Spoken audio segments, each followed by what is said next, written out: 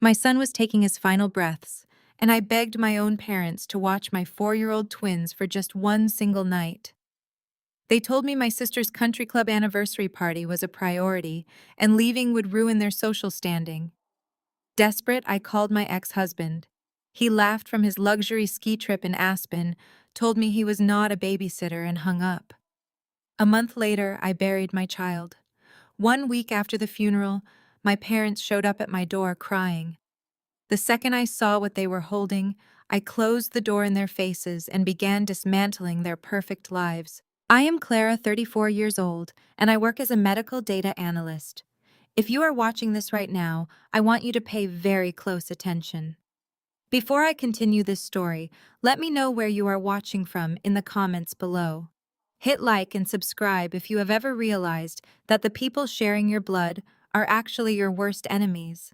Because what I am about to tell you is not just a story about a toxic family. It is a story about how I mathematically dismantled their entire lives dollar by dollar until they had absolutely nothing left. To understand the sheer magnitude of their betrayal, you have to understand the night my world ended. It was a Tuesday in late October, the kind of night where the cold seeps through the hospital windows and settles directly into your bones. I was standing in the pediatric intensive care unit of Seattle Children's Hospital. For 3 years, my 7-year-old son Leo had been fighting acute lymphoblastic leukemia. He was the bravest boy I had ever known, but his little body was failing. The medications had stopped working. The treatments had failed. The machines around his bed were beeping in a frantic, terrifying rhythm that echoed down the long white corridor. His oncologist, Dr. Aris, pulled me into the hallway. Her eyes were red, and her voice carried a weight that made my knees weak. She did not have to say the words, but she did anyway. She told me his organs were shutting down and it was only a matter of hours. She looked me in the eye and told me I needed to be there and that I should not leave the floor under any circumstances. I could not breathe. The sterile walls of the hospital felt like they were collapsing inward, crushing the air out of my lungs. But a sudden, sharp spike of panic pierced through my overwhelming grief. My 4-year-old twins, Noah and Emma. They were at my tiny, cramped apartment with a teenage babysitter whose shift ended at 9 o'clock. It was 8:15. I could not leave Leo. I could not let my firstborn die in a hospital room holding a nurse's hand instead of his mother's. But I also could not abandon the twins. With shaking hands, I pulled out my phone and called my parents, Richard and Patricia. My parents are the epitome of country club elites. They care about optics, golf handicaps, and charity galas. They do not care about messy, tragic things like a grandson dying of cancer. My mother answered on the fourth ring.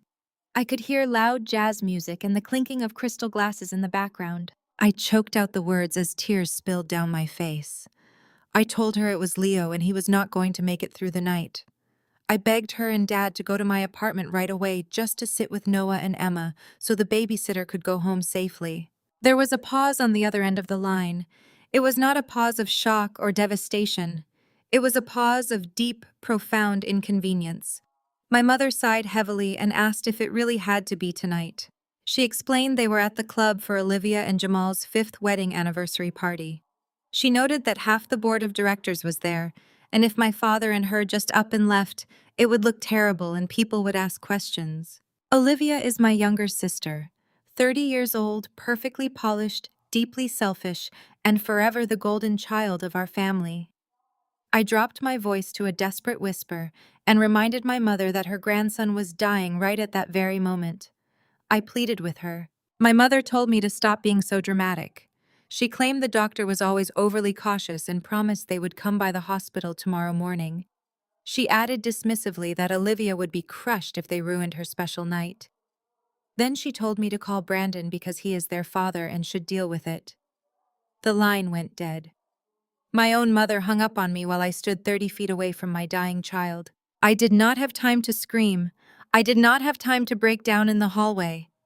I pulled up Brandon's contact. Brandon is my ex-husband, a 40-year-old commercial real estate broker who wore custom suits and drove a $100,000 car. He had walked out on us the day Leo's initial diagnosis came back. He said he could not handle the stress of having a sick kid. During the divorce, he willingly signed away all medical and legal custody just so he would not have to deal with the frequent hospital visits. I hit dial and prayed he would answer. He did, but the sound of rushing wind and loud laughter echoed through the speaker. I told Brandon I needed him to go to the apartment because Leo was passing away and I desperately needed someone to watch the twins. Brandon laughed. It was an actual, genuine laugh. He asked if I was kidding him and proudly announced he was in Aspen. He said he had been planning this ski trip with his firm for 6 months and was literally standing at the bar at an exclusive hotel. I begged him to get on a plane or call a friend or do something because they were his children too. My voice cracked under the weight of the panic. Brandon replied with a tone dripping with absolute irritation. He reminded me that he pays his court-ordered child support every month and stated firmly that he was not a babysitter. He told me I had fought for full custody, so I needed to act like a mother and figure it out myself. He ended the call. I stood in the glaring fluorescent light of the intensive care unit hallway, staring at the black screen of my phone. 2 phone calls, 2 absolute rejections. In the most critical, devastating moment of my entire existence, my family chose an anniversary party and a luxury ski trip over my son's final hours on Earth. I did not cry anymore. Something inside me, a fragile tether that had always connected me to my family and forced me to seek their approval, simply snapped. I called the teenage babysitter and offered to pay her triple her hourly rate to stay the night. Then I put my phone away and walked back into Leo's room. I crawled into the narrow hospital bed, wrapped my arms around his frail body, and stayed awake all night, listening to the slow, agonizing decline of the machines until there was nothing left but silence. The silence in the room was absolute. The monitors that had dictated my life for 3 years were finally turned off. I sat there in the sterile light holding Leo's hand as it slowly lost its warmth. No doctors rushed in, no alarms sounded. It was just me and the quiet end of my 7-year-old's journey. I did not make any frantic phone calls. I did not text my parents or Brandon.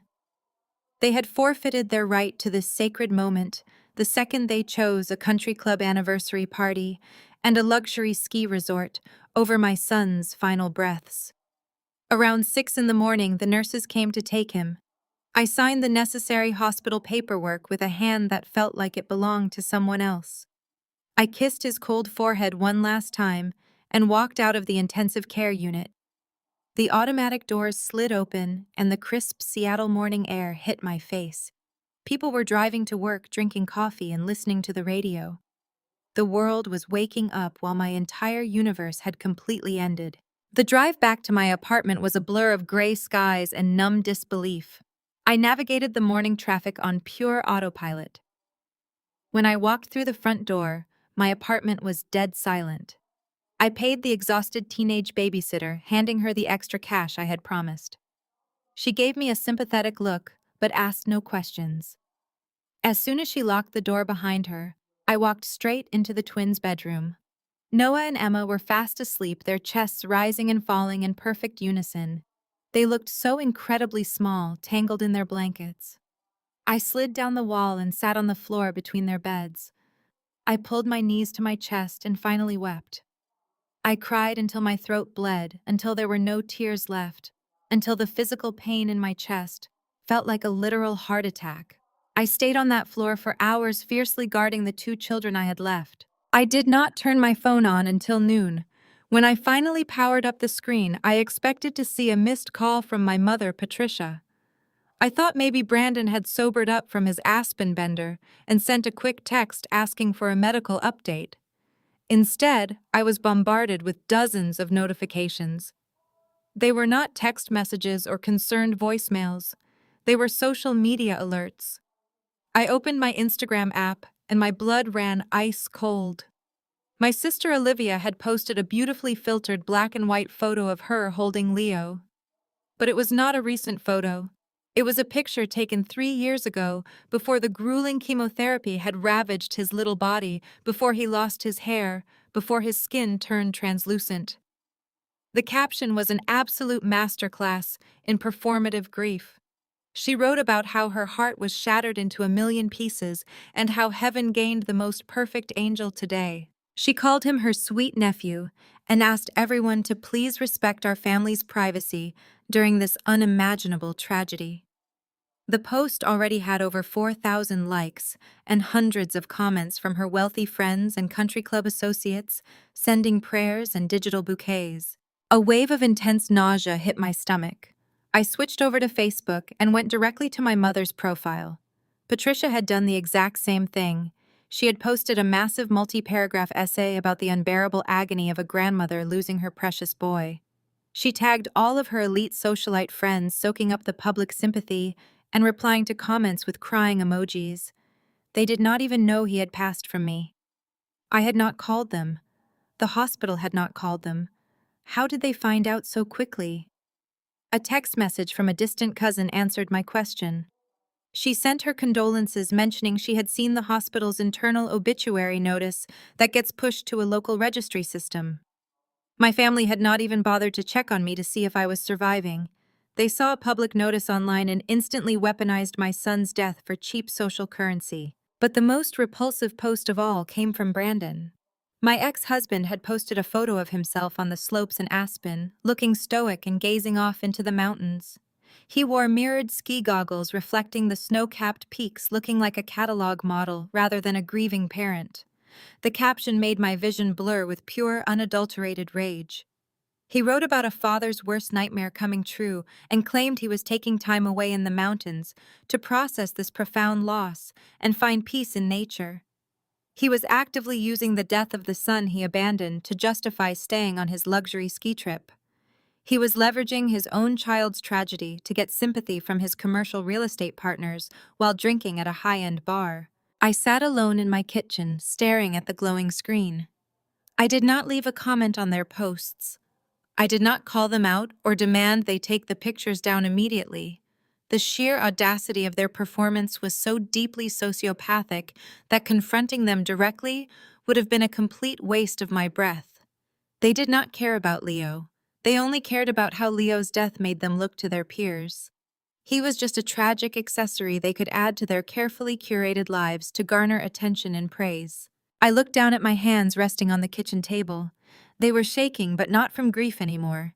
They were shaking with a terrifying, calculated rage. I am a medical data analyst. My entire career is built on finding anomalies, tracking discrepancies, and uncovering truths hidden in massive, overwhelming systems. My family thought I was just a broken, grieving mother who would quietly fade away. They thought I was a pushover they could trample over to maintain their flawless societal image. They had no idea that their performative grief was about to leave a massive digital footprint. And they had absolutely no idea that I was about to follow that footprint straight to their utter destruction. Data does not lie. Numbers do not care about social standing or country club memberships. My family operated on appearances, but I operated on facts. I wiped the last remaining tear from my cheek and opened my laptop. The very first domino had just fallen, and I was fully prepared to push the rest. All the funeral arrangements fell entirely on my shoulders. I drowned in $150,000 of medical debt. I sold my car and depleted my savings to keep Leo comfortable. I took out loans to afford a modest casket and plot. On Wednesday, my mother finally called. I let it ring before answering. Clara, Patricia said, "Your father and I have barely slept. We are stepping in to handle the funeral arrangements." "I handled the arrangements, Mom," I said flatly. "It will be a small private service for close friends." "Absolutely not," Patricia snapped. "A private service? Are you out of your mind? Do you know how many people have reached out? Brandon's partners, your father's friends, the entire country club board. They all want to pay their respects." "They do not know Leo," I replied calmly. "They know you. This is not a networking event." "Do not be selfish, Clara," she hissed. Brandon is flying back from Aspen tomorrow, and he agrees with us. We booked the Grand Chapel at the Elite Memorial Center downtown. We are expecting at least 200 guests. Do not embarrass us by showing up in some cheap dress. We will see you on Saturday. Then she hung up. They turned my son's burial into a high society spectacle. The very next morning, Brandon arrived at my cramped apartment. He barged in wearing a tailored charcoal suit. He looked rested and tanned from his mountain getaway. He walked straight to my kitchen table and dropped a thick leather-bound folder right on top of the modest funeral pamphlets I had gathered. "We need to finalize the guest list," Brandon announced, pulling out a gold-plated pen. "My firm is sending an entire delegation. The senior partners are flying in from Chicago. We need to make sure the seating chart reflects their status. The first 3 rows on the right side of the chapel need to be reserved exclusively for my commercial real estate associates." I stared at him in pure and absolute disbelief. I told him he was out of his mind if he thought I was going to let him turn our son's memorial into a corporate networking mixer. I reminded him that he had not visited Leo in over 6 months, and his senior partners did not even know our son's middle name. Brandon let out a frustrated sigh, pinching the bridge of his nose. "Clara," he said, using his slick negotiation voice, "you are being completely unreasonable. These people are coming to support me. Do you have any idea how bad it looks for my professional brand if my own son has a depressing little funeral in a neighborhood church? I am putting up the capital for the Grand Chapel and the catered reception afterward. You should be thanking me." I slammed my hands on the table and told him I wanted a quiet space to mourn the little boy he abandoned. I pointed out that while I was buried in debt trying to keep Leo alive, he was buying luxury cars and skiing in Aspen. My father, Richard, walked through the front door right at that moment, trailing behind Brandon like a loyal corporate lapdog. Richard adjusted his expensive silk tie and immediately took Brandon's side. "Now, Clara, your ex-husband is being incredibly generous," Richard stated, crossing his arms. "Your mother and I invited the entire country club registry. We ordered custom floral arrangements and hired a professional string quartet. This event reflects on all of us. Stop acting like a victim and start acting like a grateful mother." I felt the air get sucked out of the room. My own father was defending the man who laughed at me on the phone while Leo was dying. They had completely stripped me of my agency. They held the social power and the financial leverage. Because Brandon was paying the exorbitant fees, the funeral director was taking orders directly from him. I was legally Leo's mother, but in their eyes, I was just an inconvenient prop required for their tragic family photo op. My mother, Patricia, glided into the apartment holding a garment bag. She handed it to me with a look of utter disdain. "I bought you a proper black dress," she said coldly. "Please make sure it is ironed. I will not have you showing up looking like a tragic mess." I looked at the garment bag and then at the 3 of them. They had completely commandeered absolutely everything. The venue, the guest list, the flowers, the music, and now even my clothing. They were producing a high-end stage play of grief, and I was being cast in a supporting role. Patricia leaned in close to my face, her expensive perfume suffocating the small space. She grabbed my wrist, her perfectly manicured nails digging sharply into my skin. She lowered her voice to a harsh, threatening whisper. "Listen to me very carefully, Clara. This Saturday is going to be flawless. You are going to wear this dress. You are going to stand next to Brandon, and you are going to smile at the guests. You will shake hands with the senior partners and thank the board of directors for their condolences. You will keep it together, and you will not make a scene. If you embarrass this family or try to ruin Brandon's professional image, I will personally ensure you never recover from it. Do you understand me?" I looked directly into her cold, calculating eyes. I did not fight back or scream. I simply nodded and took the garment bag from her hands. I let them believe they had won and that I was completely broken. But as they walked out discussing valet parking for their wealthy guests, my mind was racing with absolute clarity. They wanted a flawless public spectacle. They wanted an audience. They were going to get exactly what they asked for, but not in the way they ever expected. Saturday morning arrived with a bitter chill. The Grand Chapel stood in the center of the downtown financial district, looking more like a luxury hotel than a place of mourning. When the black town car my parents ordered pulled up to the curb, I stepped out into a scene that made my stomach churn. Valet attendants in crisp uniforms were rushing to park a line of Mercedes and Porsches. A local society photographer was stationed near the massive oak doors, snapping pictures of wealthy executives as they walked inside. This was not a funeral for a 7-year-old boy who loved dinosaurs and building blocks. This was a high society gala. I wore the restrictive black dress my mother had forced upon me. I walked through the heavy wooden doors and immediately stopped dead in my tracks. The grand foyer was not filled with flowers or quiet family members sharing memories. Instead, the space was dominated by 6 massive glossy standees. They were 8 feet tall, professionally printed, and strategically placed to guide the guests toward the main hall. I walked slowly up to the nearest one. It featured a blown-up image of Leo from his kindergarten school photo. The text above his smiling face was printed in elegant gold lettering. It read, "The Leo Hope Foundation."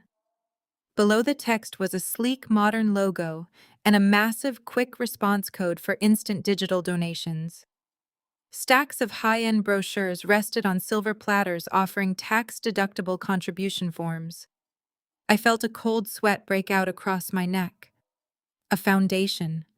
A professionally branded charity with a logo, marketing materials, and digital donation portals. You do not design and print 8-foot glossy standees overnight. You do not establish a legal charity and set up tax-deductible portals in a matter of 3 days. This required months of planning. I scanned the crowded room and spotted my sister Olivia and my father Richard standing near a catered refreshment table. They were holding crystal glasses of sparkling water and laughing quietly with a local city councilman. I marched straight past the donation tables and grabbed Olivia's arm, pulling her away from the politician. Richard quickly excused himself and followed us into a secluded marble hallway near the coat check. I shoved one of the gold-embossed brochures directly against my father's chest. I demanded to know what this foundation was and why my son's face was plastered on donation materials without my permission. Olivia rolled her eyes and smoothed a wrinkle on her expensive black dress. She told me to lower my voice because people were staring. Richard grabbed the brochure from my hand and offered a patronizing smile. He placed his hands on my shoulders, using that deep, comforting tone he saved for difficult clients.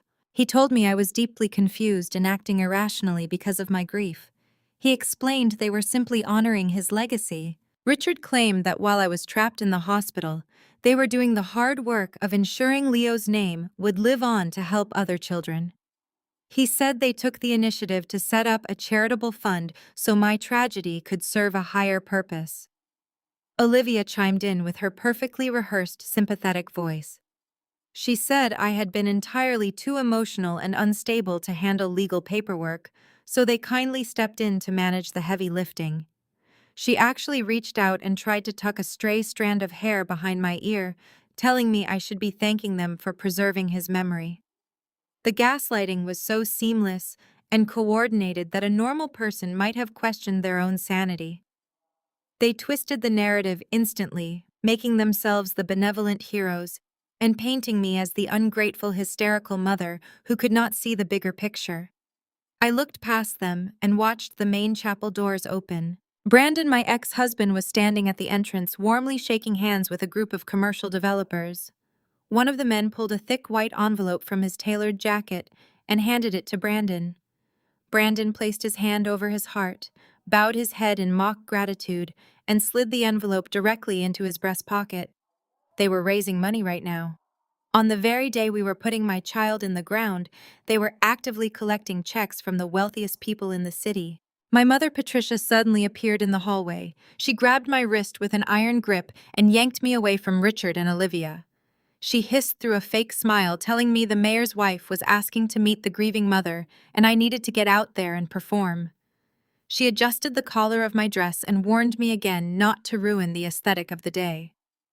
I looked at the 3 of them standing there in their expensive mourning clothes, calculating their social and financial gains. I did not scream. I did not tear down the glossy standees or knock over the silver platters of donation forms. I nodded submissively and let Patricia drag me back into the grand foyer. I walked up to the mayor's wife, shook her hand, and delivered the exact, tragic smile my family expected of me. I played my part flawlessly, but beneath the obedient exterior, my analytical mind was running 1,000 calculations per minute. You cannot establish a tax-exempt foundation legally without extensive paperwork, federal approvals, and massive financial disclosures. They had used my son's name to build a financial fortress, and they had done it while he was still alive. I knew I needed to find the data. I needed to follow the money. And I knew exactly where I was going to start looking the moment this disgusting theatrical performance ended. I would absolutely not let any of them win this sick, twisted game. I would bring them down to the ground and make them pay dearly. The moment the doors of the grand chapel closed behind me, I felt a suffocating weight lift off my chest. I survived the endless handshakes with wealthy strangers who offered hollow condolences. I endured watching Brandon play the grieving father handing out real estate business cards. I walked away, ignoring my mother's whispers to stay for the reception. I hailed a rideshare and sat in silence as the skyline faded into the grim reality of my neighborhood. I stepped inside my downsized apartment, and the harsh silence swallowed me whole. The walls were thin and the floor scuffed. I unzipped the black dress Patricia forced upon me, letting it pool on the floor like a discarded costume. I changed into sweatpants. I needed water, but when I opened my refrigerator, I was met with empty wire shelves. A single jar of mustard and a half-empty carton of milk sat in the pale yellow light. Every penny I possessed went to pediatric oncology. Spread across my small dining table was the physical manifestation of my absolute ruin.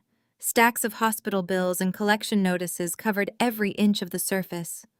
$150,000. That was the exact price tag of trying to save a 7-year-old boy alone. The numbers blurred together in red ink.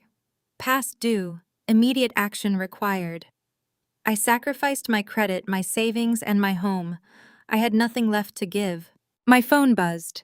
Instead of a collection text, a social media notification popped up. An update from Brandon. My ex-husband just posted a picture taken outside the funeral venue. He leaned casually against the hood of a brand new midnight black Tesla Model S. The caption read that, "Sometimes you need to treat yourself to push through the darkest days."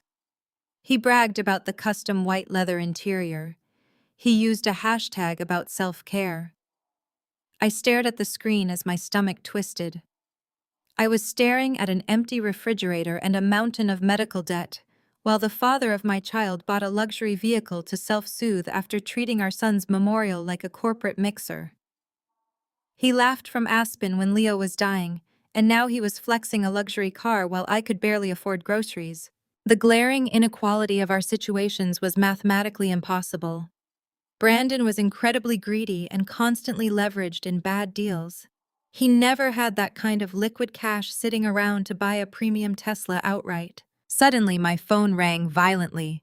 The caller identification showed an out-of-state number.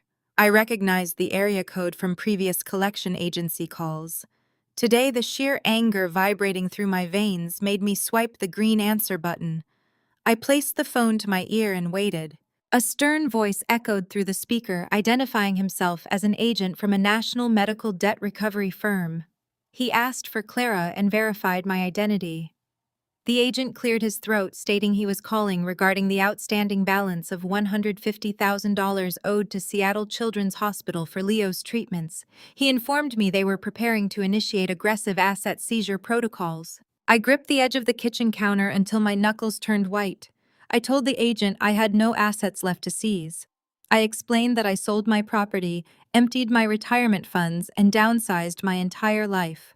I stated clearly that I was a single mother who received zero financial assistance from her ex-husband. The collection agent paused. I could hear him typing rapidly on a keyboard.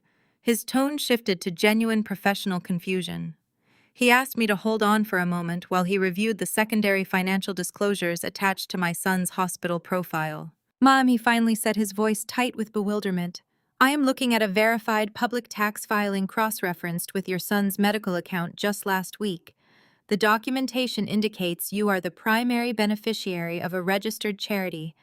It says here that the Leo Hope Foundation successfully raised over $5 million in tax-deductible donations explicitly earmarked for these exact medical expenses. The kitchen seemed to spin around me. I asked the agent to repeat what he had just told me. The agent read the file aloud.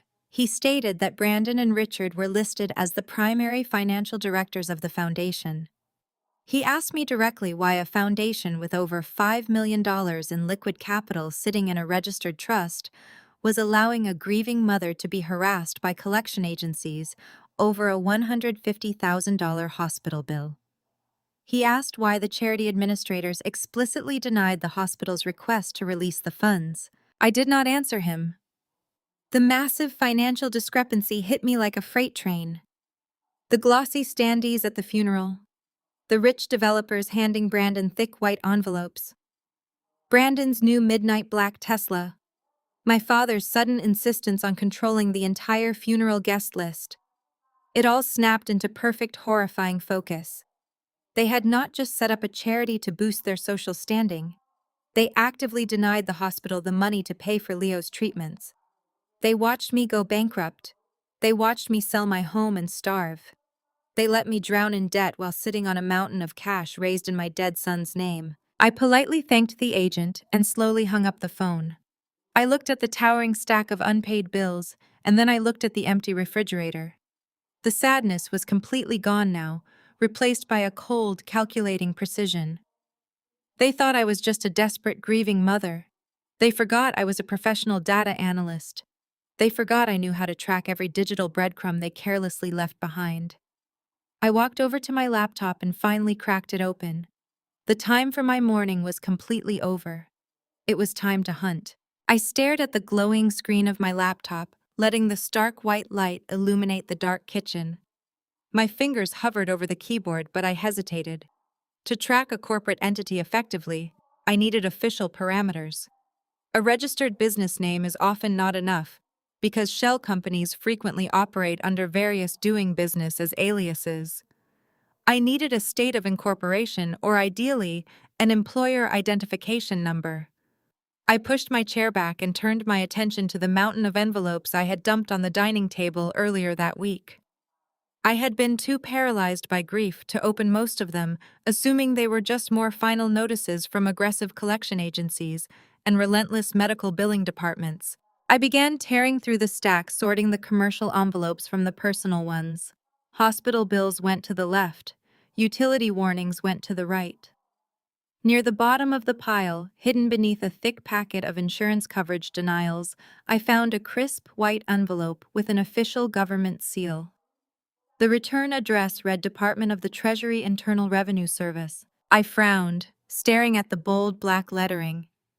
I had not filed any recent tax amendments, and my personal bankruptcy proceedings had not yet reached the federal notification stage. I inspected the front of the envelope closely. It was addressed to my apartment, but the recipient name was not mine. It was addressed to the Leo Hope Foundation care of Clara Davies. Brandon and my father had made a critical administrative error. When they rushed to file the expedited paperwork for their charity, they likely used my home address as the primary residence of the child to bypass certain medical privacy verification checks. They assumed I would be too blinded by my son's terminal decline to ever notice or open a misdirected piece of federal mail. They severely underestimated my vigilance and my professional background. I ripped the perforated edge of the envelope and pulled out the thick document inside. It was an official determination letter from the Internal Revenue Service, confirming that the Leo Hope Foundation was officially recognized as a tax-exempt public charity under Section 501c3 of the Internal Revenue Code. I read the text carefully, absorbing the bureaucratic language that validated their scam. The letter confirmed their effective date of exemption, their public charity status, and most importantly, it provided their official 9-digit employer identification number. That 9-digit sequence was the golden key. It was the digital fingerprint that would allow me to unlock every single financial door they thought they had securely bolted shut. My medical data analyst instincts immediately kicked into high gear. For a decade, I had made my living tracking complex insurance claims, auditing massive healthcare datasets, and navigating labyrinthine federal billing systems. I knew exactly how to track phantom money. I knew how to cross-reference shell companies and trace hidden assets through public tax records. Brandon and Richard were commercial real estate brokers and country club socialites. They knew how to schmooze investors at fancy galas, but they knew absolutely nothing about digital forensic accounting. I sat back down at my laptop and cracked my knuckles. The profound sadness that had weighed down my limbs for months was entirely replaced by a surging electric adrenaline. I opened a secure browser and navigated directly to the Internal Revenue Service tax-exempt organization search database. I typed the 9-digit employer identification number into the search bar and hit enter. The system took a few agonizing seconds to query the federal servers before populating a detailed results page. There it was. The Leo Hope Foundation registered as a charitable trust, operating out of a premium commercial office space downtown. It was the exact same luxury office building where Brandon managed his commercial real estate firm. I did not stop there. The federal search only provided basic registration details and confirmation of their good standing. I needed the granular financial disclosures to build a case. Public charities are legally required to file a Form 990, which meticulously details their revenue, their executive compensation, their operational expenses, and their charitable disbursements. These documents are public record, but they are often buried in specialized transparency databases. I opened a new tab and accessed a comprehensive nonprofit tracking database that I frequently used for hospital grant analyses. I bypassed the basic search parameters and used a custom data extraction script I had written years ago to pull the complete raw filing history of the foundation. The progress bar on my screen inched forward as the script communicated with the servers, bypassing the user-friendly interface and digging straight into the raw tax filings. While the data downloaded, I opened a blank spreadsheet. I labeled the columns, meticulously preparing to track every dollar, every date, and every signature. I was going to map out their entire fraudulent ecosystem. I set up tracking macros to highlight discrepancies between incoming donations and outgoing medical payments. I knew the exact cost of Leo's treatments down to the last cent because I was the one who had been billed for them. I had the hospital invoices, the denial letters from the insurance companies, and the receipts for the out-of-pocket medications I had purchased. The download complete notification pinged softly from my computer speakers. A zip file containing high-resolution scans of their federal tax returns and state charitable solicitation registrations appeared on my desktop. My heart pounded a steady rhythmic beat against my ribs. I felt no fear. I felt no hesitation. I extracted the files and opened the primary Form 990 document. The first page loaded onto my screen, displaying the official signatures of the Foundation directors. I recognized my father's bold, sweeping handwriting and Brandon's sharp, aggressive signature. They had signed these documents under penalty of perjury, declaring that the Foundation was actively funding pediatric cancer treatments. I adjusted my screen brightness and leaned closer to the monitor. I bypassed the mission statement and the executive summary, scrolling directly down to Part 8, the Statement of Revenue. I needed to see exactly how much blood money they had squeezed from their wealthy network using my dying son's face. I needed to know the exact scale of their deception. I scrolled down to line 12, the total revenue for the current year.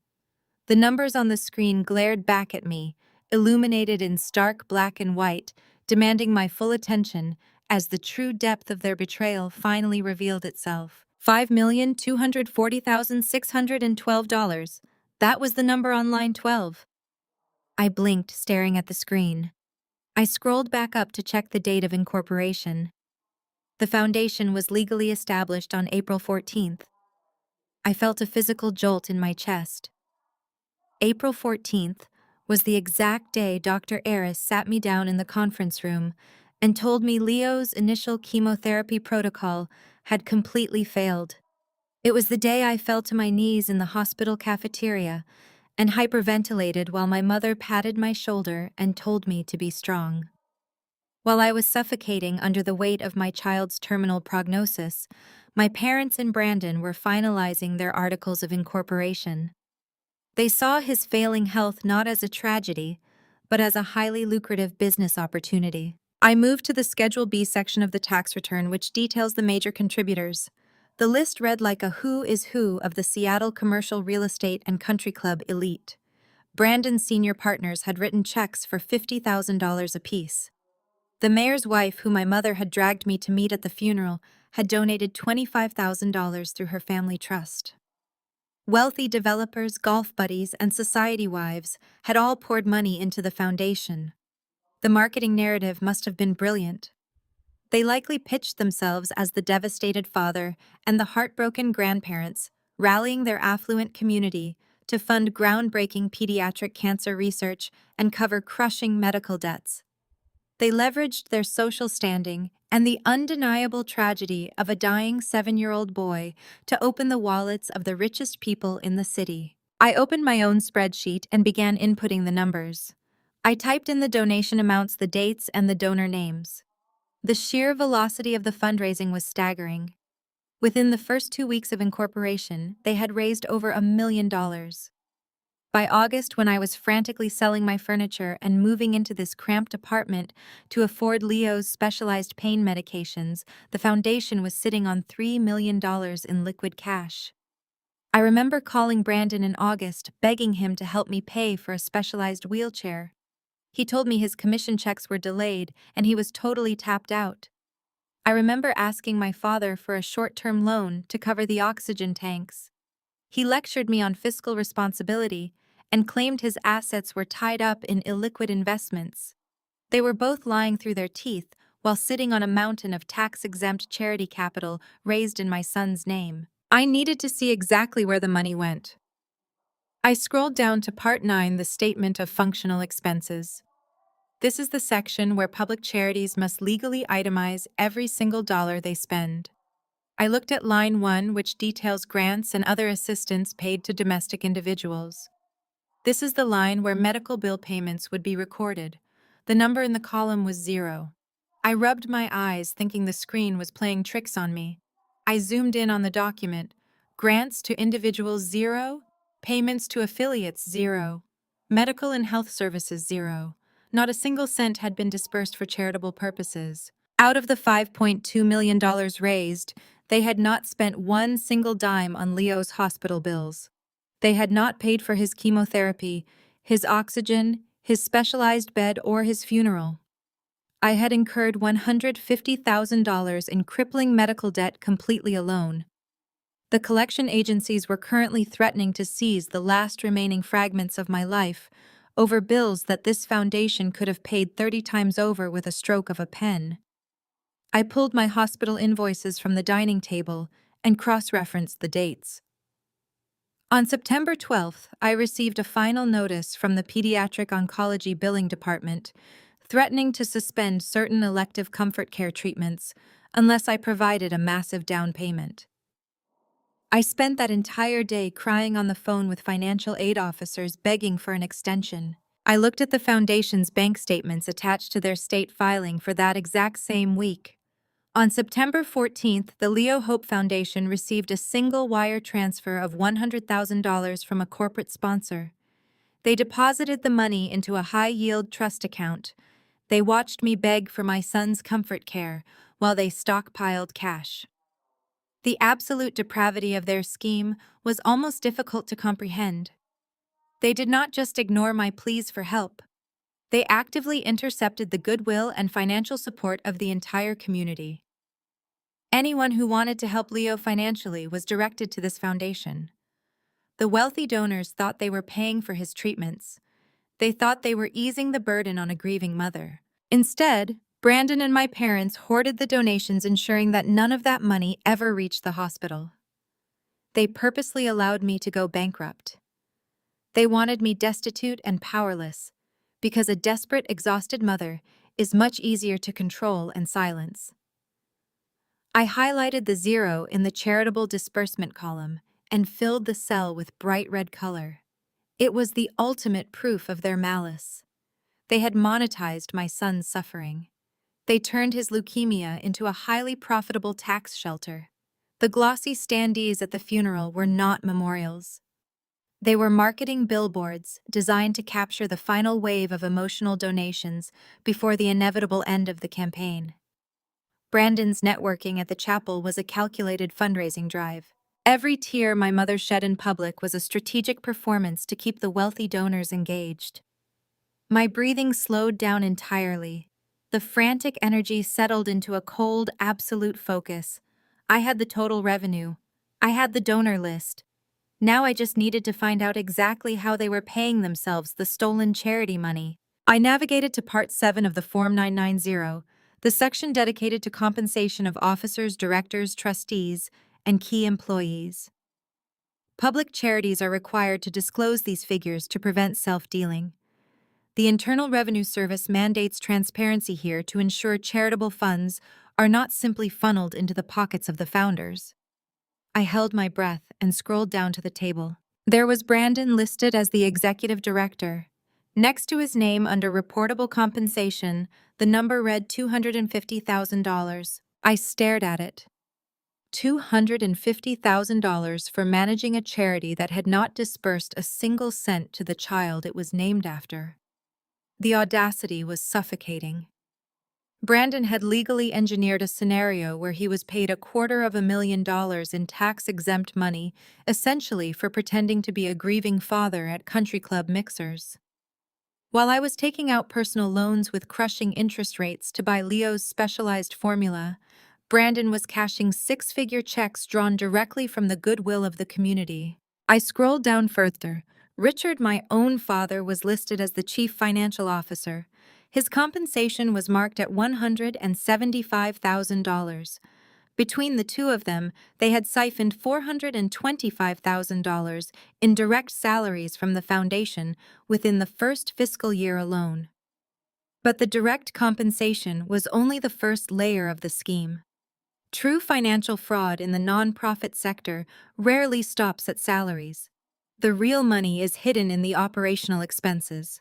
I moved to Part 9, the statement of functional expenses, where charities break down their operating costs. I scanned the lines looking for anomalies.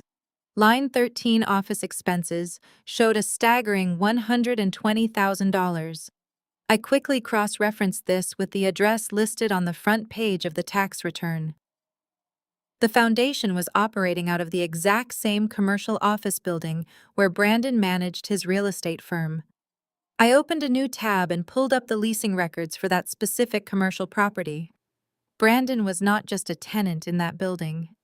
He was the primary leaseholder for the entire 12th floor. The pieces snapped together. The Leo Hope Foundation was paying $120,000 in rent and office expenses directly to Brandon's commercial real estate firm. He was using tax-exempt charity money to subsidize his own overhead costs. It was a classic shell game. The foundation leased premium office space from Brandon's company, essentially transferring charitable funds into his corporate accounts under the guise of legitimate operational expenses. This was blatant self-dealing, a massive violation of federal tax-exempt laws. My eyes darted back to the tax return landing on line 11, fees for services. Legal, accounting, and professional fundraising fees totaled over $300,000. I dug into the supplementary schedules attached to the back of the return to identify the specific vendors receiving these massive payouts. The primary consulting firm listed was a company called Apex Wealth Management. I recognized the name immediately. Apex Wealth Management was the boutique financial firm where my brother-in-law Jamal worked as a senior portfolio manager. I paused, analyzing this new variable. Jamal was married to my sister Olivia. He was a meticulous, principled man who built his career on ethical financial planning. I knew Jamal well enough to know he would never knowingly participate in a scheme this vile. He was entirely too rigid about compliance and federal regulations. If Apex Wealth Management was billing the foundation hundreds of thousands of dollars for consulting fees, it meant Brandon and Richard had somehow manipulated Jamal into managing the funds without disclosing the true nature of the charity. They were likely using Jamal's pristine professional reputation to legitimize their operation, shielding the funds within a respected wealth management portfolio. I continued to mine the data, extracting every vendor, every payment, and every expense category.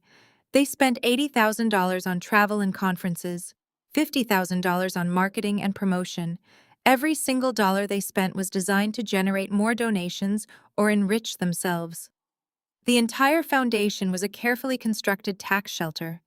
They were legally obligated to spend a minimum percentage of their assets on charitable activities to maintain their 501c3 status. But they were clearly manipulating the expense categories to make their salaries, rent, and consulting fees appear as mission-critical operations. The scope of the fraud was federal. This was not a simple family dispute over funeral arrangements. This was a multi-million-dollar wire fraud scheme involving tax evasion, self-dealing, and the illegal monetization of a terminally ill child. If the Internal Revenue Service audited this foundation, they would lose their tax-exempt status immediately. If the Federal Bureau of Investigation looked into the wire transfers and the rent payments, they would all be facing severe federal indictments. I saved every single document. I downloaded the high-resolution scans, the supplementary schedules, and the state registration forms. I organized everything into encrypted folders on an external hard drive. I created detailed spreadsheets tracking the flow of every dollar from the wealthy donors to Brandon's commercial real estate firm and Richard's bank accounts. I mapped out the entire financial architecture of their scam. The profound sense of powerlessness that had defined my life for the past 3 years began to recede. My family had always controlled the narrative because they controlled the social capital. They dictated the terms of every interaction because they held the financial leverage. But they had made a fatal miscalculation. They assumed I was just a grieving mother who would shrink away quietly. They forgot that I spent my entire professional life hunting anomalies in massive data sets. I closed my laptop and looked around my small, empty apartment. The medical bills were still piled on the dining table. The collection agencies would still call tomorrow. But the fear was gone. I was no longer drowning. I was armed. I had the complete financial blueprint of their destruction in my hands. The next step was not about confronting them. It was about finding the right person to build the legal trap. I needed an expert in federal financial fraud, and I knew exactly how to proceed. I was going to dismantle their entire lives with the same cold, calculating precision they had used to abandon my son. I opened a new spreadsheet and named it Timeline of Deception. My apartment was utterly silent except for the rhythmic clicking of my keyboard. For a medical data analyst, raw information is a language. It is a puzzle waiting to be solved. I did not scream or throw things. The sheer magnitude of their betrayal required absolute focus. I needed to build a chronological sequence of events that clearly demonstrated intent to defraud. I needed a timeline so legally bulletproof that a federal prosecutor could present it to a grand jury without hesitation. I started pulling up digital records from my personal archives. I accessed my divorce settlement documents, which had been finalized 3 years ago. I scrolled down to the custody agreement section. Brandon had insisted on a very specific clause. He explicitly surrendered all legal and physical custody rights, specifically citing his inability to handle the medical decision-making process for a chronically ill child. He legally absolved himself of any responsibility for Leo's care. That document was signed, notarized, and filed with the state court. Brandon had no legal standing to make medical decisions for Leo and certainly no legal right to raise funds under the guise of managing his care. I cross-referenced the date of that divorce decree with the date of the Leo Hope Foundation incorporation. Brandon surrendered his medical rights in February 2 years ago. He incorporated the foundation in April of this year. He had legally severed his ties to Leo's medical care and then 2 years later established a tax-exempt charity to ostensibly fund that exact same medical care. The contradiction was stark and legally devastating. It proved that he never intended to use the funds for Leo's treatment because he had no legal mechanism to pay the hospital directly without my authorization as the sole medical proxy. Next, I moved to the issue of intellectual property and likeness rights. When Leo was first diagnosed, I had started a private online journal to keep family and friends updated on his progress. It was a secure password-protected site where I posted photos and medical updates. The terms of service for the platform explicitly stated that the account holder retained full copyright ownership of all uploaded media. I was the sole account holder. Every photo Brandon and my parents used for the glossy standees, the foundation website, and the promotional brochures had been scraped from my private journal without my permission. I pulled up the foundation's website on a separate monitor. It was a masterpiece of emotional manipulation. The homepage featured a high-resolution image of Leo smiling bravely in his hospital gown. A Donate Now button pulsed in bright red at the center of the screen. I recognized the photo immediately. I had taken it on his 5th birthday. I right-clicked on the image and inspected the file metadata. The original timestamp matched my journal entry perfectly. They had stolen my copyrighted photographs to build their fundraising empire. Under federal law, using a person's likeness for commercial or fundraising purposes without their explicit written consent or the consent of their legal guardian is a violation of the right of publicity.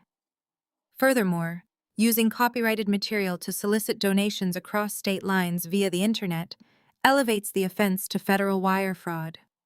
Brandon and Richard were using electronic communications to execute a scheme to defraud the public out of millions of dollars using stolen intellectual property belonging to a minor child whose sole legal guardian was entirely unaware of the operation. I began printing everything.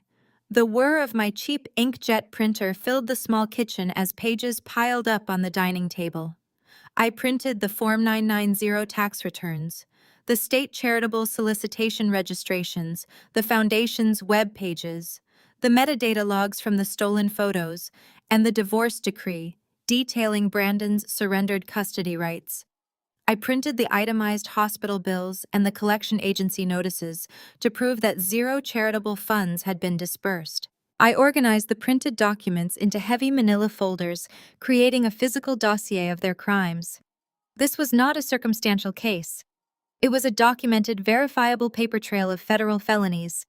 They had committed wire fraud, tax evasion, self-dealing, and copyright infringement. They had essentially established an illegal enterprise built on the back of my dying son. I picked up the folder containing the compensation schedules. $425,000 in salaries paid to Brandon and Richard. $120,000 in rent paid to Brandon's commercial real estate firm. $300,000 in consulting fees paid to Jamal's wealth management firm. The financial structure was designed to quickly extract cash from the foundation before the inevitable collapse of the fundraising campaign upon Leo's death. They were likely planning to dissolve the charity within a year, claiming the mission was fulfilled while quietly absorbing the remaining assets into their corporate accounts. I needed an inside man. The public tax filings were enough to trigger an audit, but they were not enough to secure immediate indictments. I needed the private accounting ledgers, the internal emails, and the unredacted bank statements. I needed someone with direct access to the financial plumbing of their operation. I needed someone who handled the money but was not part of the core conspiracy. I thought about Jamal. My brother-in-law was a meticulous wealth manager. He managed the consulting firm that billed the foundation $300,000. Jamal was married to Olivia, but he was fiercely independent and rigorously ethical in his professional life. He was a stickler for compliance and federal regulations. If Brandon and Richard were using Jamal's firm to launder the charity money, they must have lied to him about the nature of the funds. They must have presented the foundation as a legitimate family trust to bypass his compliance checks. If Jamal discovered that his in-laws had manipulated his firm into facilitating federal wire fraud and tax evasion, he would be absolutely furious. His entire career, his professional licenses, and his personal freedom would be on the line. He was the perfect target. He was the weak link in their financial fortress. I placed the manila folders into a sturdy leather briefcase. I checked my watch. It was 2 a.m. I had been working for 6 straight hours. The adrenaline was still pumping through my veins, keeping the exhaustion at bay. I had the data. I had the timeline. I had the legal framework. Now I needed to execute the master plan. I was going to approach Jamal not with accusations, but with raw, unfiltered data. I was going to show him exactly how his wife and her family had turned him into an unwitting accomplice in a multi-million-dollar federal crime. The quiet rage had transformed into a lethal weapon, and I was ready to pull the trigger. The next morning, I called an old college friend who worked as a corporate litigator downtown. I did not give him the specifics over the phone. I just told him I needed the name of the most ruthless federal financial fraud attorney he knew. Someone who did not play golf with my father, and who had zero connections to Brandon's commercial real estate firm. He gave me a name and a number, and told me this guy was a former federal prosecutor who now specialized in dismantling corrupt nonprofits. I scheduled an appointment for later that afternoon. I packed my leather briefcase with the printed manila folders and took an Uber to a sleek high-rise office building. The attorney's name was David Vance. He was a sharp-featured man in his late 50s with a no-nonsense demeanor that immediately put me at ease. He did not offer platitudes or false sympathy when I sat down. He just asked to see the data. I laid the folders out on his massive glass conference table. I walked him through the timeline starting with Leo's diagnosis and ending with the glossy standees at the funeral. I showed him the divorce decree proving Brandon had no medical custody. I showed him the metadata proving they stole my copyrighted photos. And finally, I showed him the Form 990 tax returns detailing the exorbitant salaries, the commercial rent payments to Brandon's firm, and the consulting fees paid to Jamal's wealth management company. Vance reviewed the documents in silence for nearly 40 minutes. He cross-referenced dates, checked signatures, and scrutinized the expense schedules. The only sound in the room was the rustling of paper and the soft ticking of a wall clock. When he finally looked up, his expression was grim, but his eyes were sharp with professional interest. "Clara," he said, leaning back in his chair, "I have prosecuted a lot of bad people in my career. I have seen embezzlement, money laundering, and Ponzi schemes. But the sheer audacity of this operation is staggering. They essentially weaponized your child's terminal illness to create a tax-exempt slush fund." I asked him to verify my legal analysis. I needed to know if I was grasping at straws or if I actually had a federal case. Vance nodded slowly. "Your analysis is spot on. Let us break it down. First, we have wire fraud. They used electronic communications to solicit funds across state lines using stolen intellectual property and a fraudulent narrative. That is a federal felony, carrying up to 20 years per count. Second, we have severe violations of IRS tax-exempt regulations. The salaries, the rent payments to a business owned by a director, and the consulting fees all point to blatant self-dealing and private inurement. If the IRS audits this foundation, they will revoke the 501c3 status retroactively and assess massive excise taxes and penalties on the directors personally. I felt a surge of validation. I was not crazy. I was not just a bitter, grieving ex-wife. I was holding a loaded gun aimed directly at their entire existence. But Vance held up a hand, pausing my internal victory lap. "Here is the problem, Clara. Public tax returns are enough to trigger an IRS audit, but an audit can take years. The IRS moves slowly, and Brandon and your father have the resources to hire expensive tax attorneys to drag the process out indefinitely. To secure immediate federal indictments, we need more than just the public filings. We need the internal accounting ledgers.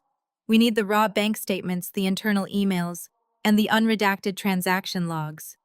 We need to prove beyond a reasonable doubt that they actively conspired to divert funds away from medical expenses and into their own pockets." I nodded, understanding the distinction between reasonable suspicion and prosecutorial certainty. I told Vance that I knew exactly where to find the internal ledgers. I explained the role of Apex Wealth Management and the $300,000 in consulting fees. I told him about my brother-in-law, Jamal. Vance leaned forward, resting his elbows on the glass table. "You think Jamal is involved in the fraud?" "No," I said firmly. "I know Jamal. He is married to my sister Olivia, but he operates in a completely different ethical universe. He is a compliance fanatic. If Brandon and my father are using his firm to launder the charity money, they must have lied to him. They must have presented the foundation as a legitimate family trust. If Jamal discovers that he has been used as a pawn in a federal wire fraud scheme, he will be absolutely livid. His professional licenses are on the line. He is the weak link. Vance tapped a pen against his notebook, considering the strategy. Approaching an insider is incredibly risky. If Jamal tips off Brandon or your father, they will immediately start destroying evidence. They will wipe servers, shred documents, and transfer funds offshore. If you approach him, you cannot use accusations. You have to use data. You have to corner him with irrefutable proof, so he has no choice but to cooperate. I assured Vance that data was my specialty. I had the hospital bills, the collection agency notices, and the public tax filings. I would show Jamal the stark contrast between the millions raised for medical expenses and the $0 dispersed to the hospital. I would show him the exorbitant fees paid to his own firm and ask him to explain how a legitimate charity operates with a 0% programmatic disbursement rate. Vance agreed. He outlined the legal protections available for whistleblowers under the IRS program and the False Claims Act. If Jamal cooperated and provided the internal ledgers, he could secure immunity from prosecution and potentially receive a percentage of the recovered funds. It was a powerful incentive for a wealth manager facing potential federal indictment. We spent another 2 hours formulating the approach. We drafted a non-disclosure agreement to ensure Jamal could not legally share the information I presented to him with anyone else, including his wife Olivia. We discussed the specific accounting documents needed to build a bulletproof case for the FBI. We needed the general ledger, the bank reconciliation statements, and any internal communications regarding the transfer of funds to Brandon's commercial real estate firm. As I packed the manila folders back into my briefcase, Vance offered a final piece of advice. "Clara," he said, his voice serious, "this is going to get ugly. When cornered wealthy people with much to lose fight dirty, they will try to destroy your reputation. They will try to paint you as unstable and vindictive. You have to maintain absolute emotional control. You are not a grieving mother seeking revenge. You are a data analyst presenting facts to federal authorities. Do you understand?" I understood perfectly. I thanked Vance for his time and walked out of his office. The cold Seattle air felt sharp and clear. The master plan was in motion. I had the legal framework and the strategic roadmap. The next step was the most dangerous but also the most crucial. I needed to isolate Jamal and spring the trap. I needed the internal ledgers to lock Brandon and my parents in a federal cage. The quiet rage was now a highly organized tactical operation, and I was ready to execute the next phase. I waited 2 days to ensure Jamal was working from his satellite office rather than the main Apex Wealth Management headquarters downtown. Jamal managed the portfolios of high-net-worth clients and preferred the quieter suburban office on Thursdays to review complex financial models without interruption. I knew his schedule because Olivia constantly complained about it at family dinners, calling him a workaholic who prioritized spreadsheets over social events. She had no idea his dedication to his career was the very thing that made him the perfect target. I arrived at his office building precisely at noon, carrying the heavy leather briefcase. I wore a sharp, tailored suit, projecting the image of a professional colleague rather than a grieving relative. The receptionist, an older woman with a kind smile, looked up as I approached. "I am Clara Davies," I said, offering a firm handshake. "Jamal is expecting me. We have a brief family financial matter to discuss before his 1 o'clock conference call." She checked her schedule, hesitated for a moment, and then buzzed his office. Jamal stepped out, looking surprised but not displeased. He was a tall, impeccably dressed man who carried himself with quiet authority. Jamal is a black man who had fought tooth and nail to build his career in a predominantly white elite industry. He had faced systemic barriers that Brandon and Richard could never fathom, and he had overcome them through sheer brilliance and an absolute unyielding adherence to ethical standards. He did not cut corners. He did not play the country club favor game. He operated strictly by the book. "Clara," he said, walking over and offering a brief embrace. "This is a surprise. I thought you were taking time off. Come on in." He led me into his office, closing the glass door behind us. The space was pristine, reflecting his meticulous nature. He gestured to the leather chairs positioned around a small meeting table. "How are you holding up?" he asked, his voice carrying genuine concern. "Olivia mentioned you have been keeping to yourself since the funeral. If you need anything, Clara, anything at all, please tell me." I sat down and placed the briefcase on the table. The lock snapped open with a sharp, metallic click. "Jamal, I need your help," I said, keeping my voice perfectly level. "I need to show you some documents regarding Leo's medical bills and a trust fund my parents recently set up." He leaned forward instantly, shifting into his professional mode. "Of course. Have they established a trust for you to help with the debt? I can definitely review the structure and ensure it is optimized for tax efficiency." I pulled out the first folder and slid it across the glass table. "Not a trust for me, Jamal," I clarified. "A trust for them. It is called the Leo Hope Foundation." Jamal frowned, looking at the name on the first document. "I am familiar with the foundation. Richard and Brandon established it shortly after Leo's diagnosis. They told me it was a restricted charitable trust designed to manage donations exclusively for your medical expenses. They said they were handling the administrative side to spare you the stress." I pulled out the hospital bills and the collection agency notices, spreading them out next to the tax documents. "Jamal," I said softly, "I owe $150,000 to Seattle Children's Hospital. The collection agencies are currently threatening to seize my remaining assets. I have paid for every single treatment out of pocket or through personal loans. The Leo Hope Foundation has not disbursed a single cent to the hospital." Jamal stared at the collection notices, his brow furrowed in deep confusion. "That cannot be right, Clara. I personally authorized the transfer of the initial seed capital. The foundation has substantial liquid assets. They should be covering these immediately." I pulled out the Form 990 tax return and placed it directly in front of him. I highlighted the zero in the charitable disbursement column. "The foundation is fully capitalized, Jamal," I said. "They raised over $5 million. But look at Part 9, Line 1, grants to domestic individuals. It is zero. They have not paid a single medical bill." Jamal picked up the document, his eyes scanning the numbers with terrifying speed. I watched the realization hit him. The confusion morphed into professional alarm. He flipped to the compensation schedule and saw the salaries paid to Brandon and Richard. $250,000 for an executive director of a non-operational charity. He muttered, his voice tight. "It gets worse," I said, sliding the commercial lease records across the table. "They are paying $120,000 in rent directly to Brandon's commercial real estate firm. They are using tax-exempt charity money to subsidize his corporate overhead. It is blatant self-dealing." Jamal's jaw tightened. The implication of the data was undeniable. He set the papers down and looked at me, his expression unreadable. "Clara," he said slowly, "these are very serious allegations. If what you are showing me is accurate, this is federal wire fraud and massive tax evasion.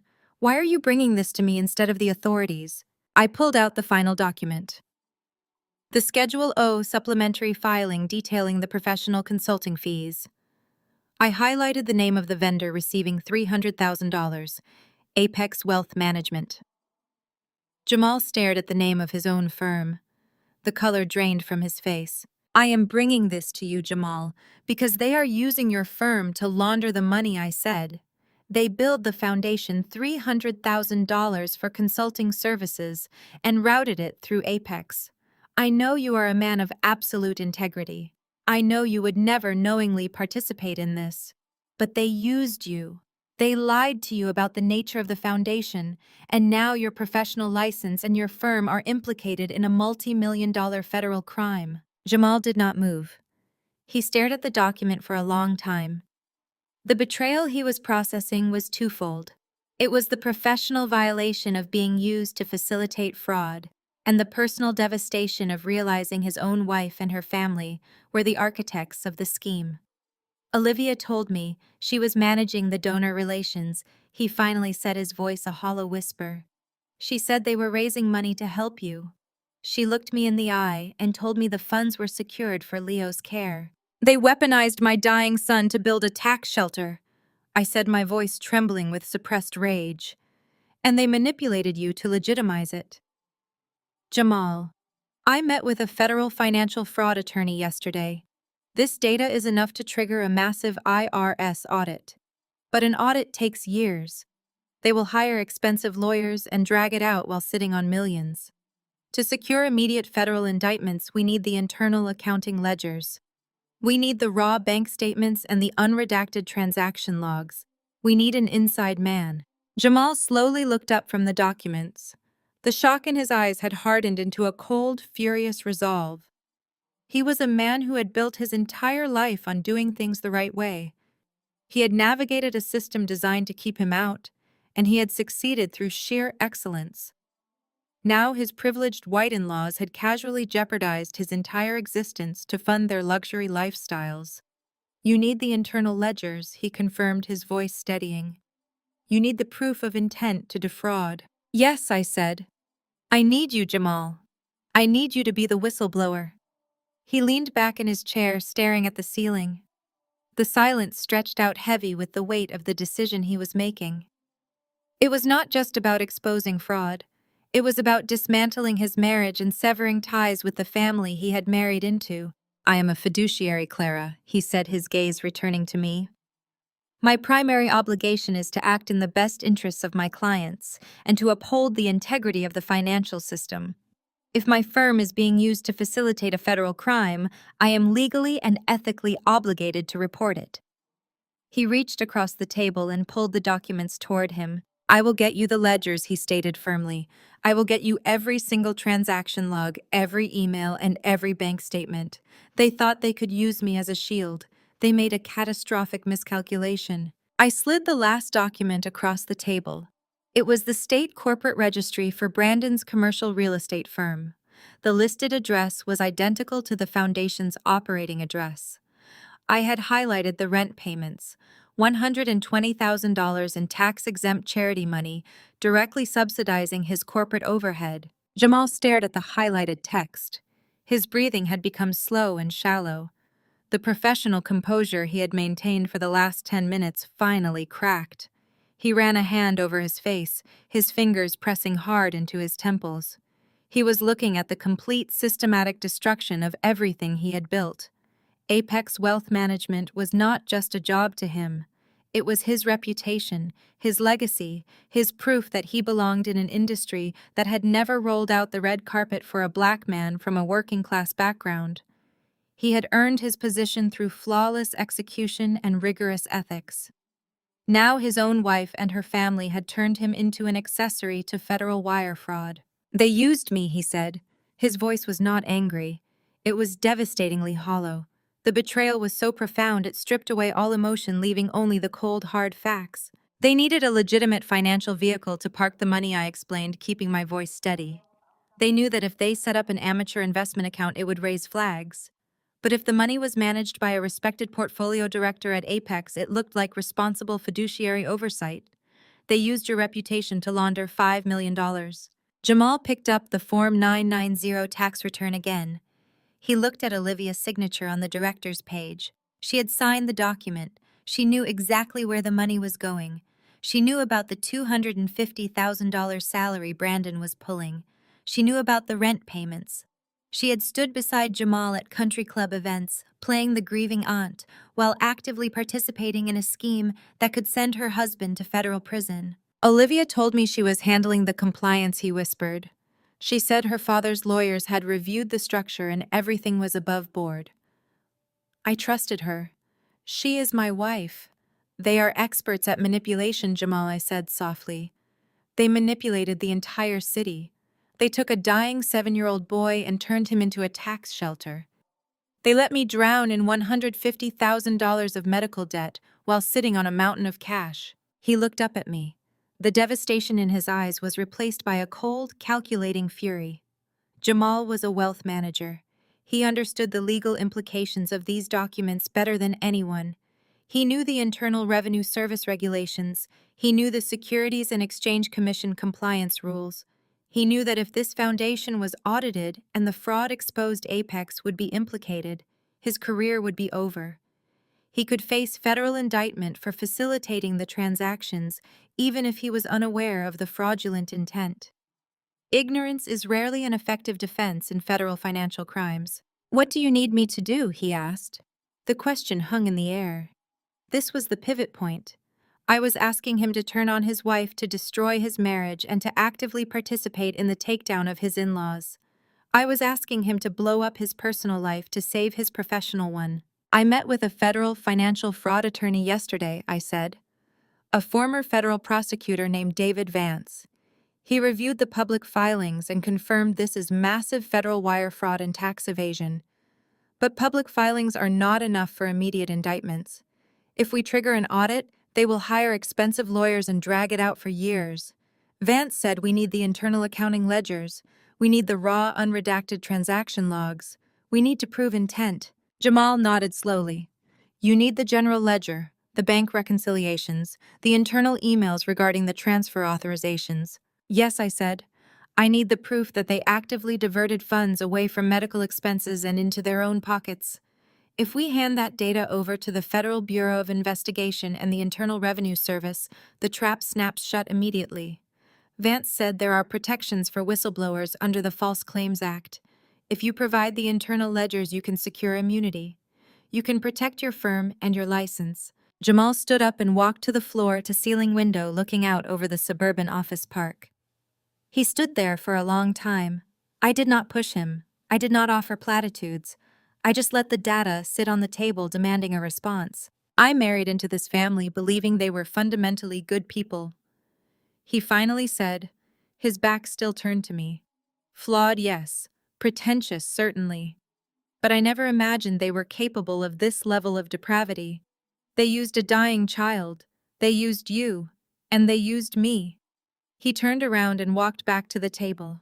He placed both hands on the glass, leaning over the documents. "I have access to the Foundation's portal through the Apex client management system," he said, his voice dropping to a low, intense murmur. "I can extract the general ledger and the complete transaction history dating back to the initial deposit. I can pull the authorization emails where Richard directed the funds to Brandon's commercial accounts." He looked me straight in the eye. "I am not doing this to save my license, Clara. I am doing this because it is right. What they did to you and to Leo is unforgivable. I will be your inside man." I felt a massive wave of relief wash over me. The final piece of the puzzle had clicked into place.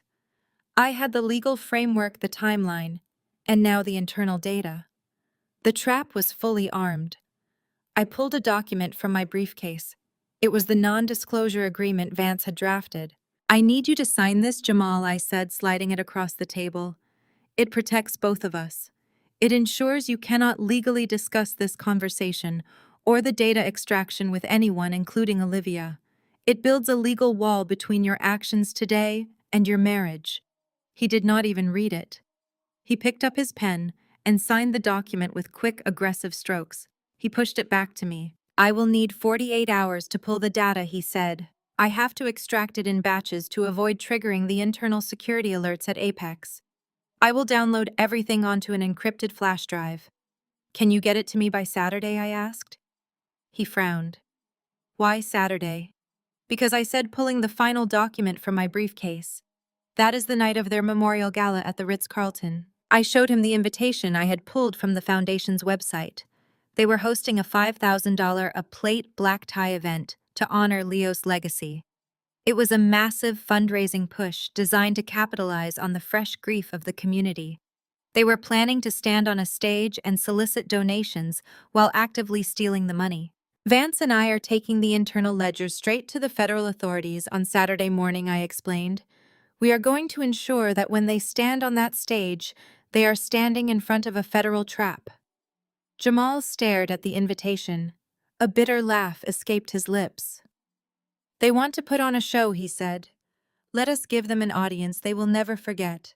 I will have the drive ready by Friday night." I packed the folders back into my briefcase and locked it. The quiet rage that had fueled me for weeks had hardened into something cold and absolute. The countdown had officially started.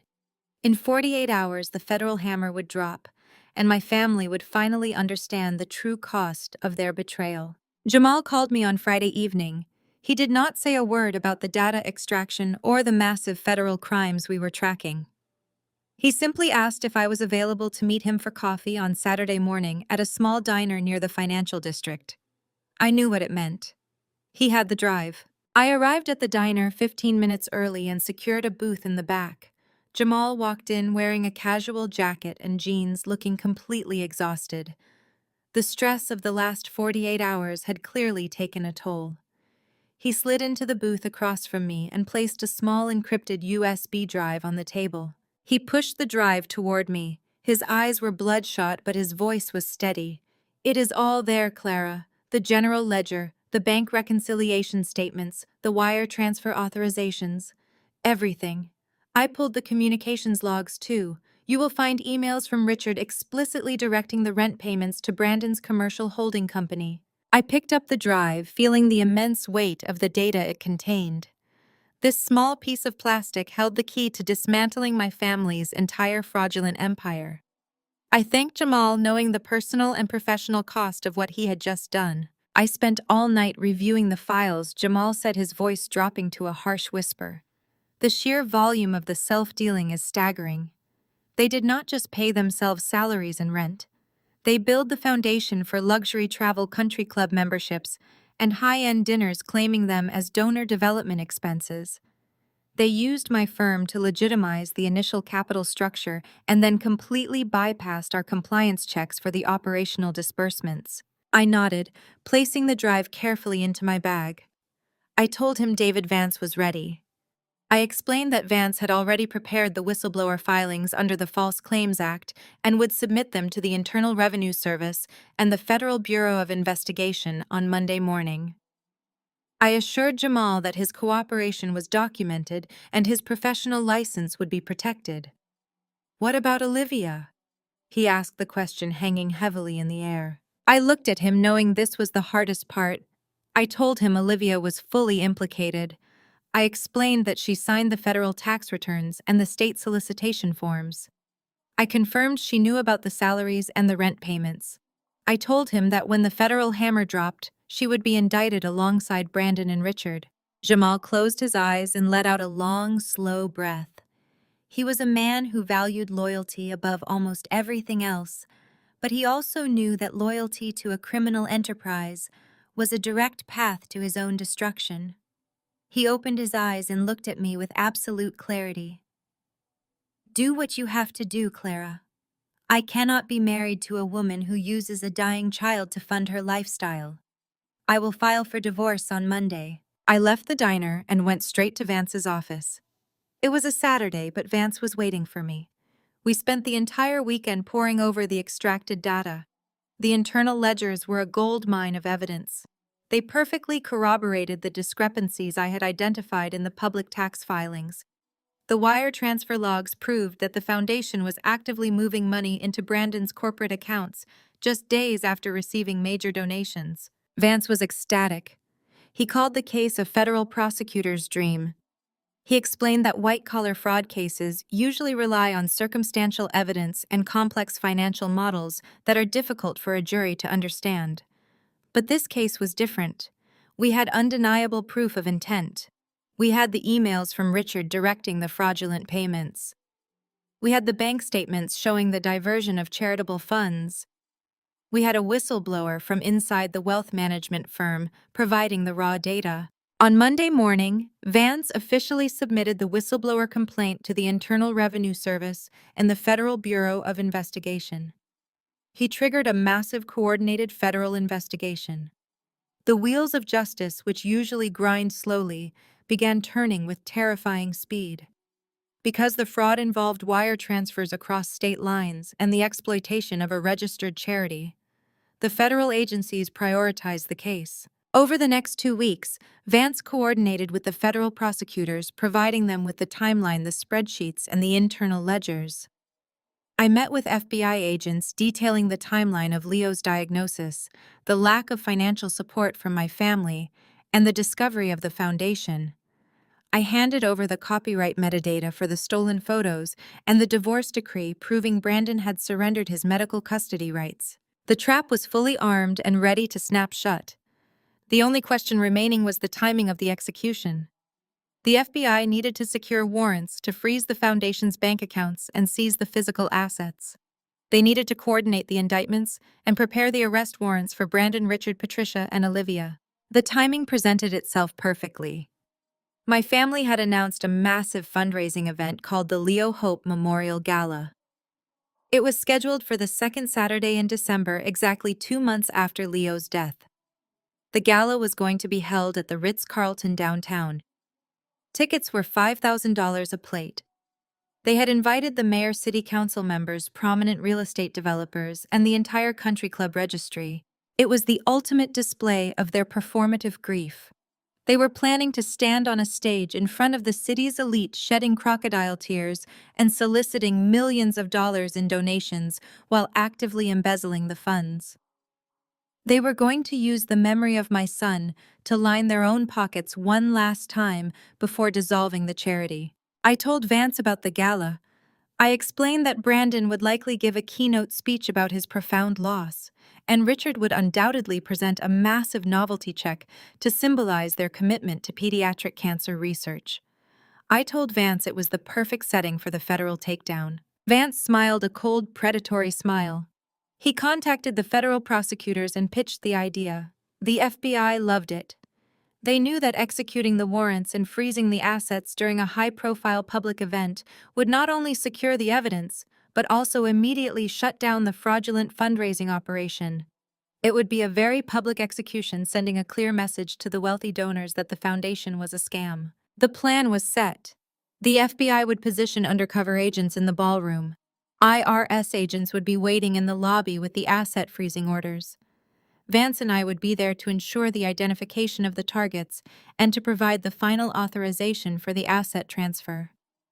Jamal agreed to attend the gala as Olivia's husband, positioning himself on the stage to deliver the opening blow. The days leading up to the gala were agonizing. I watched my family continue their social media campaign promoting the event with stolen photos of Leo. They posted videos of Patricia selecting the floral arrangements and Brandon touring the Ritz-Carlton ballroom. They were entirely consumed by the optics of the event, completely oblivious to the federal dragnet closing in around them. I bought a new dress. It was stark black, sharp, and uncompromising. I booked a hair appointment and scheduled a car service.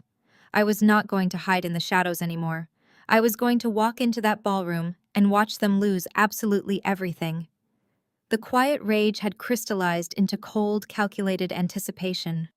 The dominoes were lined up, and I was ready to watch them fall.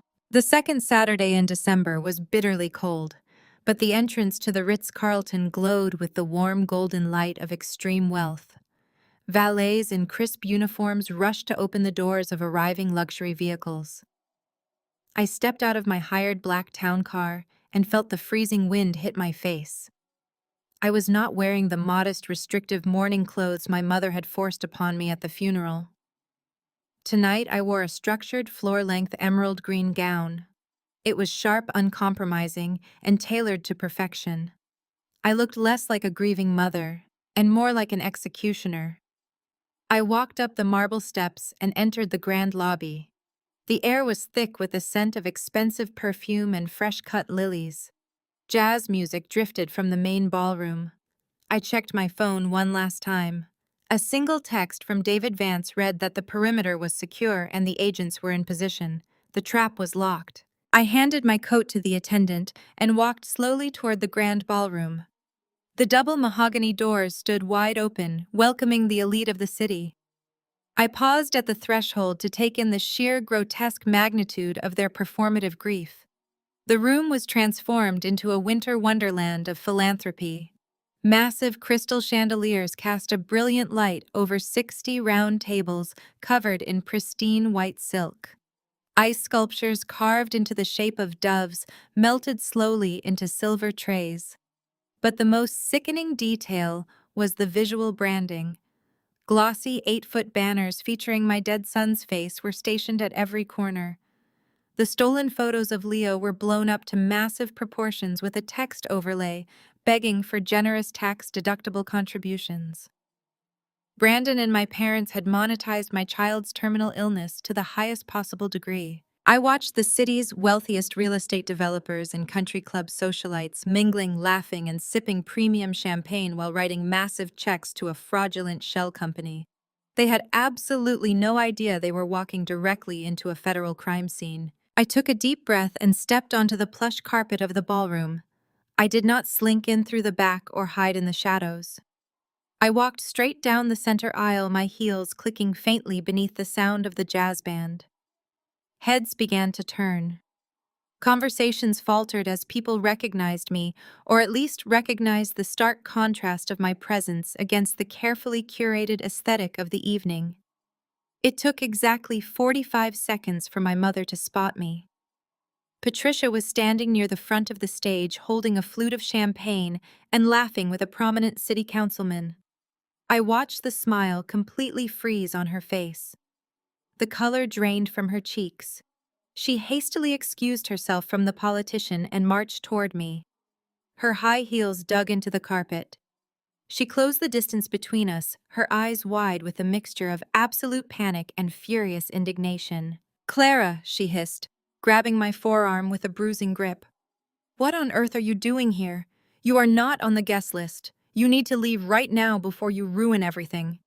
I looked down at her hand gripping my arm and then looked her dead in the eye.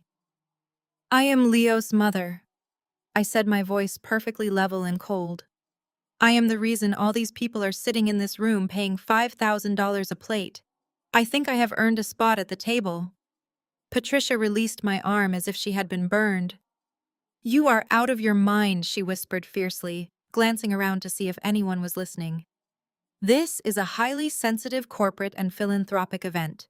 Brandon is about to give his keynote address. We have major investors here tonight. You are going to cause a scene and embarrass this entire family. I am calling security." She turned and snapped her fingers at a large man standing near the exit doors. The security guard noticed her frantic gesture and immediately started making his way through the crowd toward us. My mother turned back to me with a triumphant sneer. "You should have stayed in your cheap apartment, Clara. I told you at the funeral not to mess with our events. You are going to be escorted out the back door like a trespasser." The security guard reached us, looking between my furious mother and my calm demeanor. "Ma'am," Patricia said to the guard, pointing a trembling finger at me. "This woman crashed our private gala. She is not a registered guest or a donor. I need her removed from the premises immediately." The guard nodded and took a step toward me, reaching out to take my arm. Before his fingers could even graze my fabric, a deep, commanding voice cut through the tension. "Step back from her right now." We all turned to see Jamal striding toward us.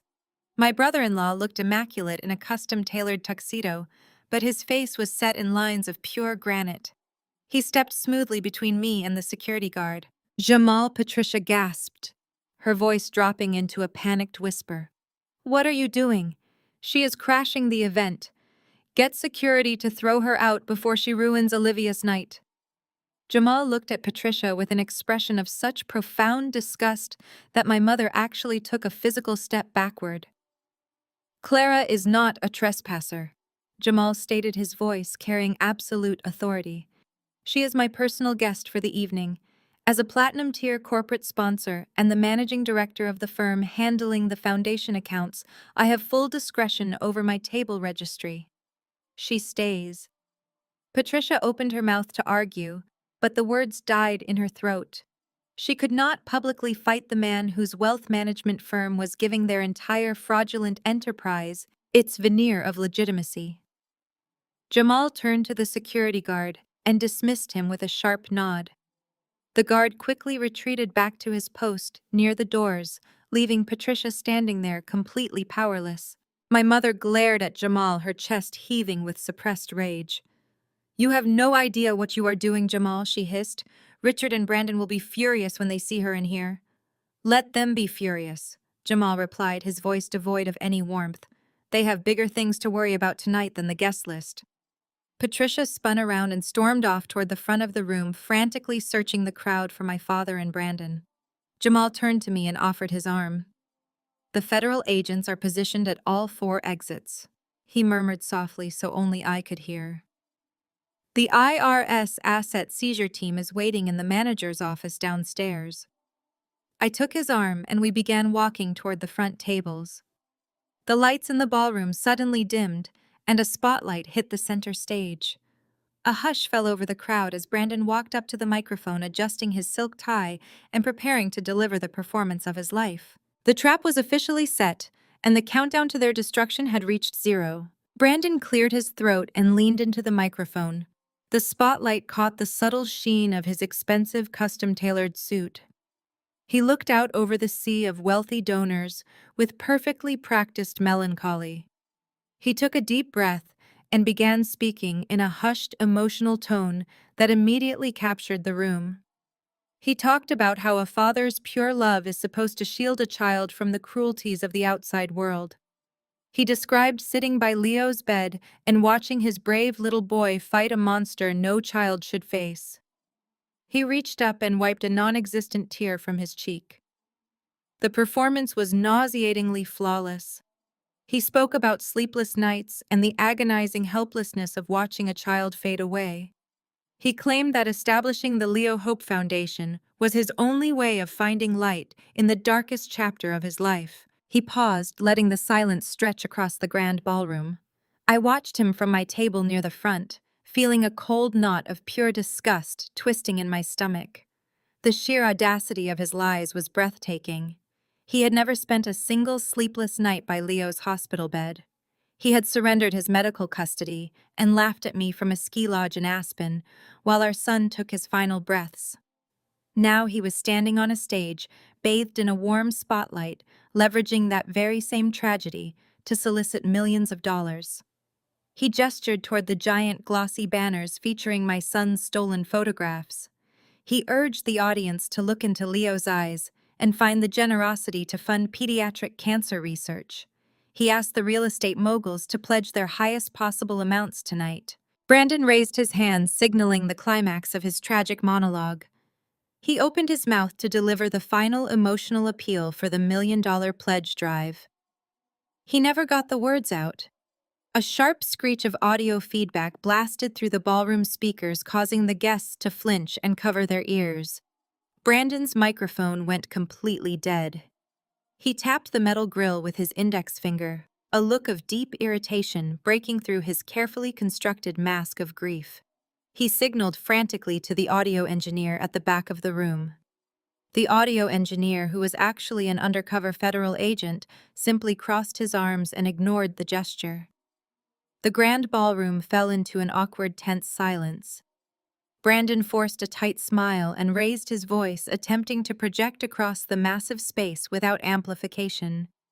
He tried to make a joke, but his voice sounded thin. A sharp mechanical click echoed through the sound system as a secondary microphone was switched on. Heavy, deliberate footsteps sounded on the wooden stairs leading up to the stage. Jamal emerged from the shadows at the edge of the platform and walked directly into the center of the spotlight. He moved with the calm of a man who had nothing left to lose. He stood right next to Brandon, holding a wireless microphone. The crowd recognized him instantly as the prominent wealth manager who had given this foundation its elite legitimacy.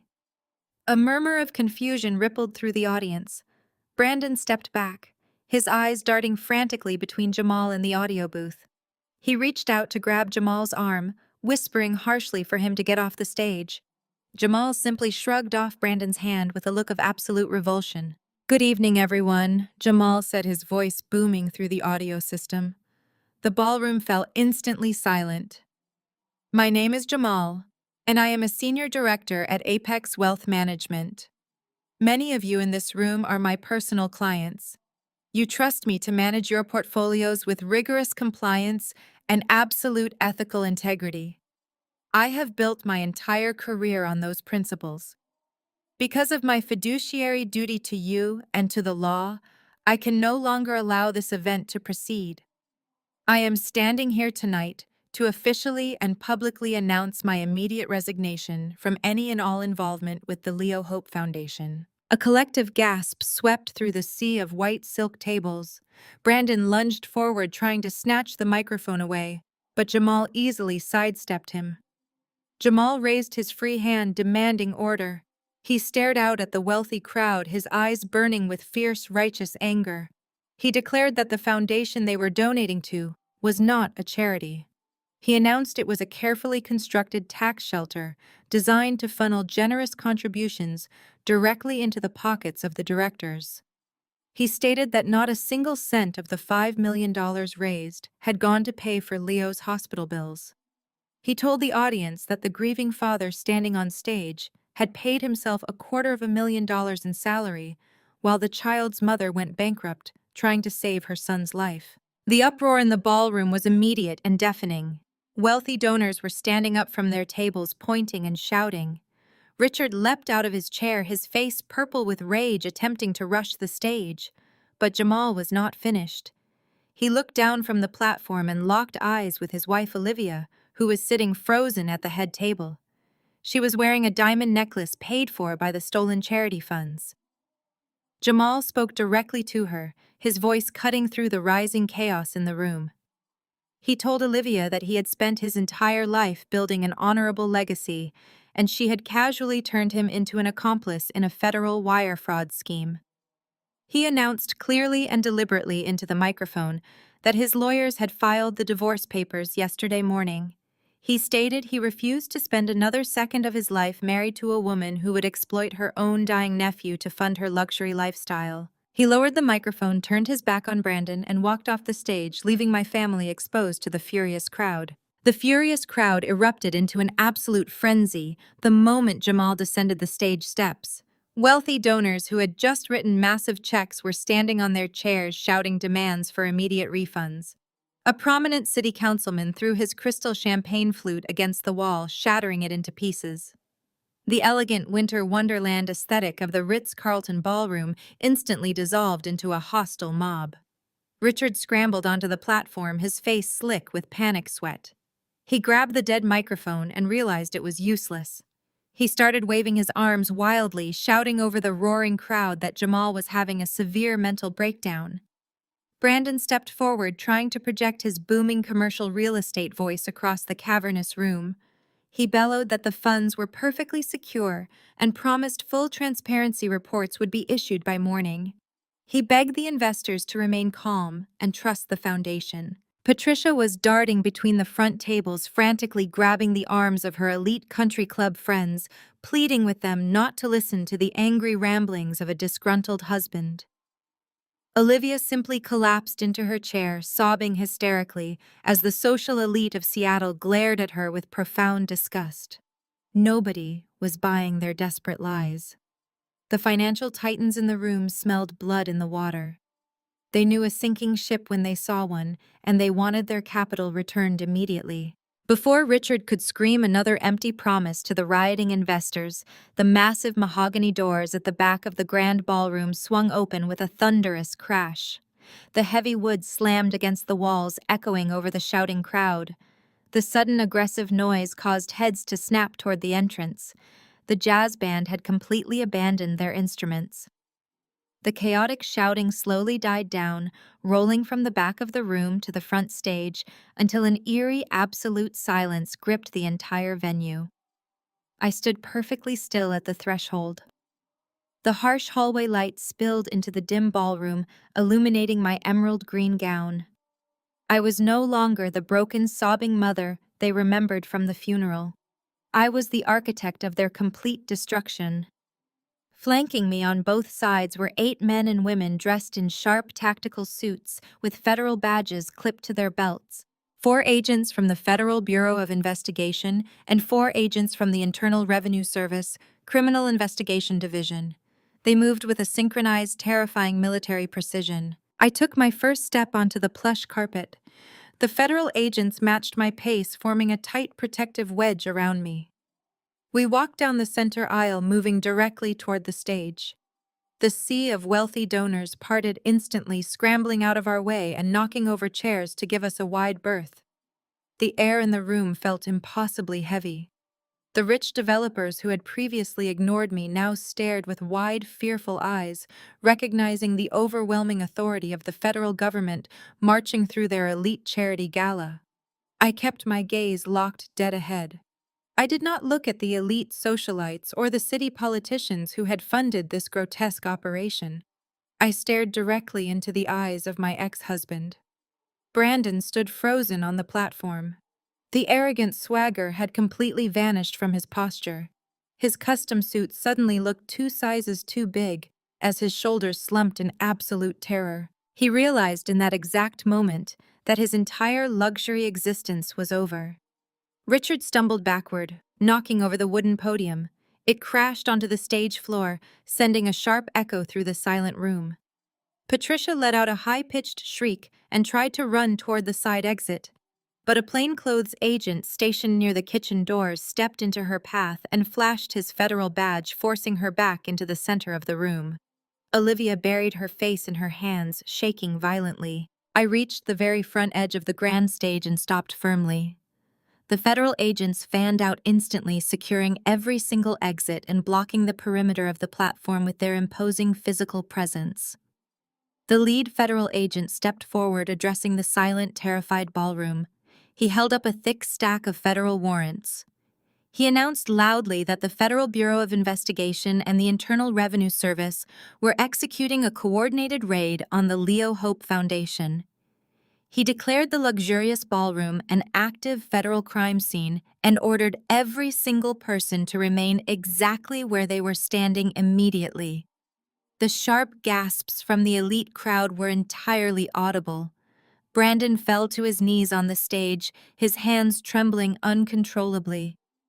He looked down at me, his eyes pleading for a mercy he never once showed my dying son. He opened his mouth to speak, but absolutely no words came out. His throat was entirely dry and his breath hitched. I stepped up to the edge of the platform and looked up at my family. The quiet rage that had fueled me for months burned bright and clear. I stared at my father, who had chosen country club optics over a dying child. I stared at my mother, who had dragged me through a fake funeral just to raise massive capital. I stared at my sister, who had willingly signed fraudulent tax returns to fund her lavish lifestyle. And finally, I stared at Brandon, the man who had laughed at me from a ski resort while our son took his last breath. They were all completely and utterly trapped. The walls of their fraudulent empire had collapsed, pinning them under the crushing weight of their own greed and arrogance. The entire room watched carefully as the elite facade of my toxic family was mathematically and publicly dismantled. Every single investor, every politician, and every socialite present was now a witness to their spectacular absolute downfall. I did not even blink as I prepared to deliver the final killing blow to their illegal operation. I confidently stepped forward and held out my right hand. The lead federal agent reached into his tactical vest, pulled out a secure wireless microphone, and placed it firmly in my palm. The entire ballroom held its collective breath. You could hear the faint hum of the air conditioning unit and the terrified, ragged breathing of my ex-husband kneeling on the stage. I raised the microphone and locked eyes with the wealthy donors sitting at the front tables. "My name is Clara Davies." I began, my voice ringing clear and absolute across the silent room. "I am Leo's mother. I am the woman who spent the last 3 years fighting alongside her son while he battled terminal leukemia. I am the woman who went bankrupt trying to afford his treatments while the people on this stage ignored my pleas for help. And I am the woman who brought the Federal Bureau of Investigation and the Internal Revenue Service here tonight." A wave of shocked murmurs rippled through the crowd. I raised my free hand, demanding their complete attention. Every single person in this room wrote a massive check tonight. I continued pacing slowly across the front of the stage. You wrote those checks because you believed you were funding pediatric cancer research. You believed you were honoring the legacy of a brave 7-year-old boy. But you have been completely and systematically deceived. The Leo Hope Foundation is not a registered public charity. It is a fraudulent shell company designed specifically to siphon your generosity directly into the pockets of Brandon and my parents. I pointed directly at Brandon again. I informed the crowd that he had paid himself $250,000 in salary and funneled another $120,000 in tax-exempt charity money straight to his commercial real estate firm. I pointed to my father Richard and exposed his exorbitant compensation package. I told the investors that my family had spent their donations on luxury travel country club memberships and high-end dinners. I made sure every politician and socialite in the room understood that out of the $5 million raised, not one single cent had gone toward Leo's hospital bills or any legitimate charitable cause. The outrage in the room was palpable. The elite donors realized they had been played for absolute fools. Their tax-deductible contributions were actually evidence in a massive federal wire fraud conspiracy. But I am not just here to expose them, I announced, letting my voice rise over the angry muttering of the crowd. I am here to correct the ledger. I turned to the lead federal agent and nodded. He stepped forward, holding up a thick stack of official court documents. I spoke directly into the microphone, explaining that as of 6 o'clock this morning, a federal judge had signed an emergency injunction. I declared that every single bank account associated with the Leo Hope Foundation had been completely frozen. I announced that the charitable charter was officially revoked and all liquid assets were being seized by the federal government. I then delivered the ultimate financial blow. Under the whistleblower provisions and the federal forfeiture guidelines, I have successfully petitioned the court to redirect all recovered funds, I stated proudly. Every dollar seized from this fraudulent enterprise will be legally transferred to St. Jude's Children's Research Hospital. The money you donated will finally go toward actually saving dying children instead of funding my ex-husband's luxury car payments. A sudden, spontaneous round of applause broke out from the back of the ballroom. It spread rapidly until the entire crowd of wealthy donors was clapping not for the foundation, but for its destruction. The applause was a deafening, absolute rejection of my toxic family. Execute the warrants, the lead federal agent commanded. The plainclothes agents moved with terrifying efficiency. 2 agents marched onto the stage and hauled Brandon to his feet. They shoved a subpoena and a federal asset freezing order directly against his chest. Brandon tried to stammer out an apology, but an agent forcefully instructed him to remain completely silent. 2 more agents approached my father Richard. He tried to puff out his chest and invoke his high-priced lawyers, but the agent simply handed him the federal indictment papers and ordered him to surrender his passport immediately. Patricia was cornered near the kitchen exit. A female agent handed her a thick stack of legal documents detailing her complicity in tax evasion and wire fraud. My mother looked down at the federal seals and burst into genuine hysterical tears. She looked toward her wealthy country club friends, begging for someone to vouch for her character.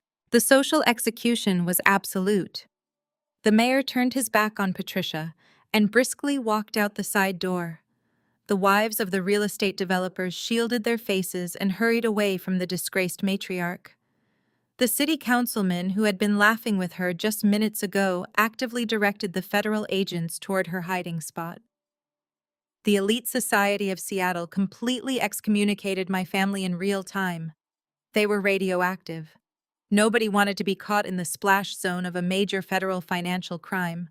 Olivia sat trembling at the head table as an IRS agent dropped a subpoena right on top of her untouched dinner plate. She looked up at Jamal, begging him to intervene, but Jamal just adjusted his tuxedo jacket and walked away without saying a single word.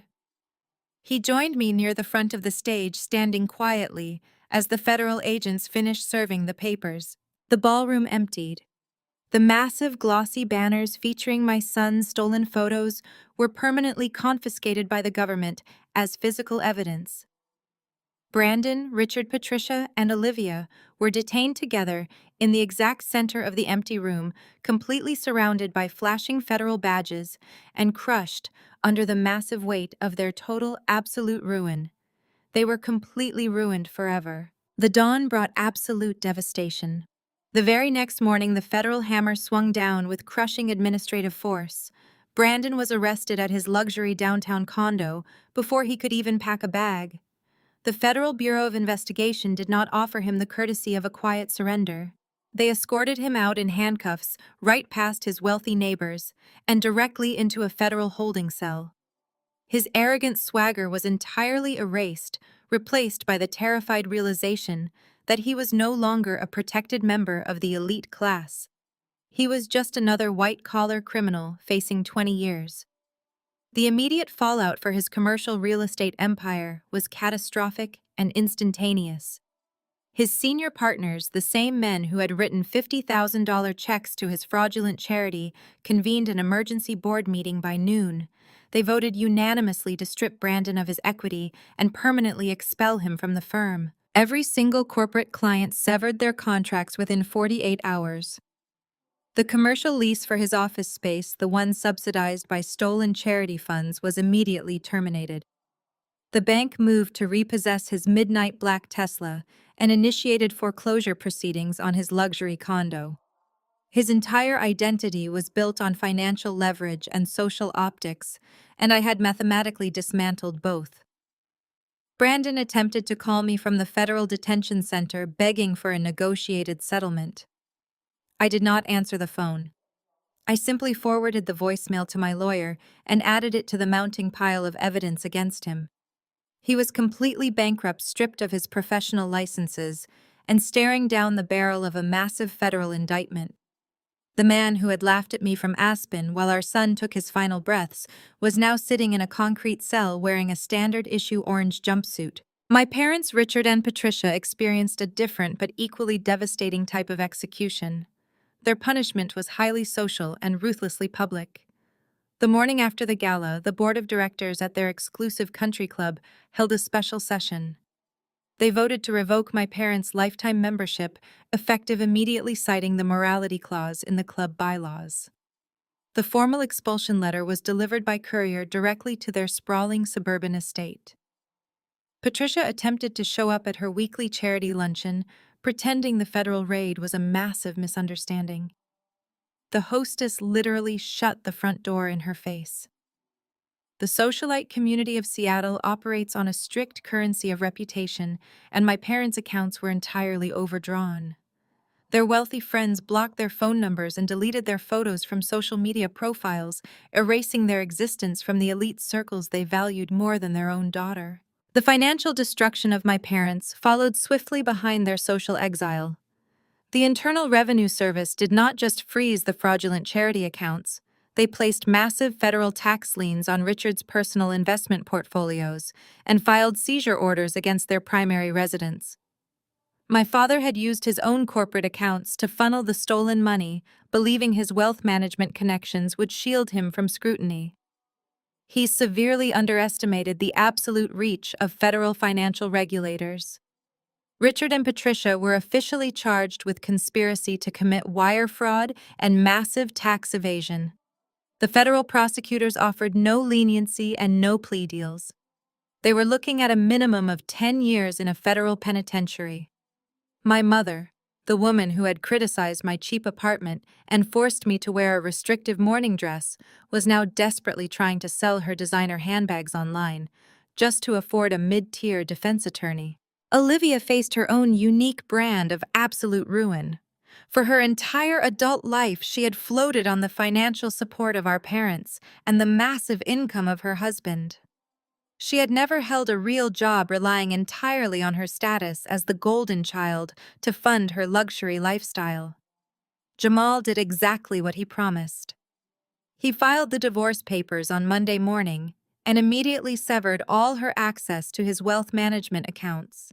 He legally documented that her lavish spending over the past 6 months was funded by stolen charity money, protecting his own assets from the federal seizure orders.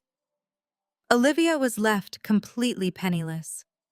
The credit cards she used to buy expensive dresses and fund her country club lunches were instantly declined.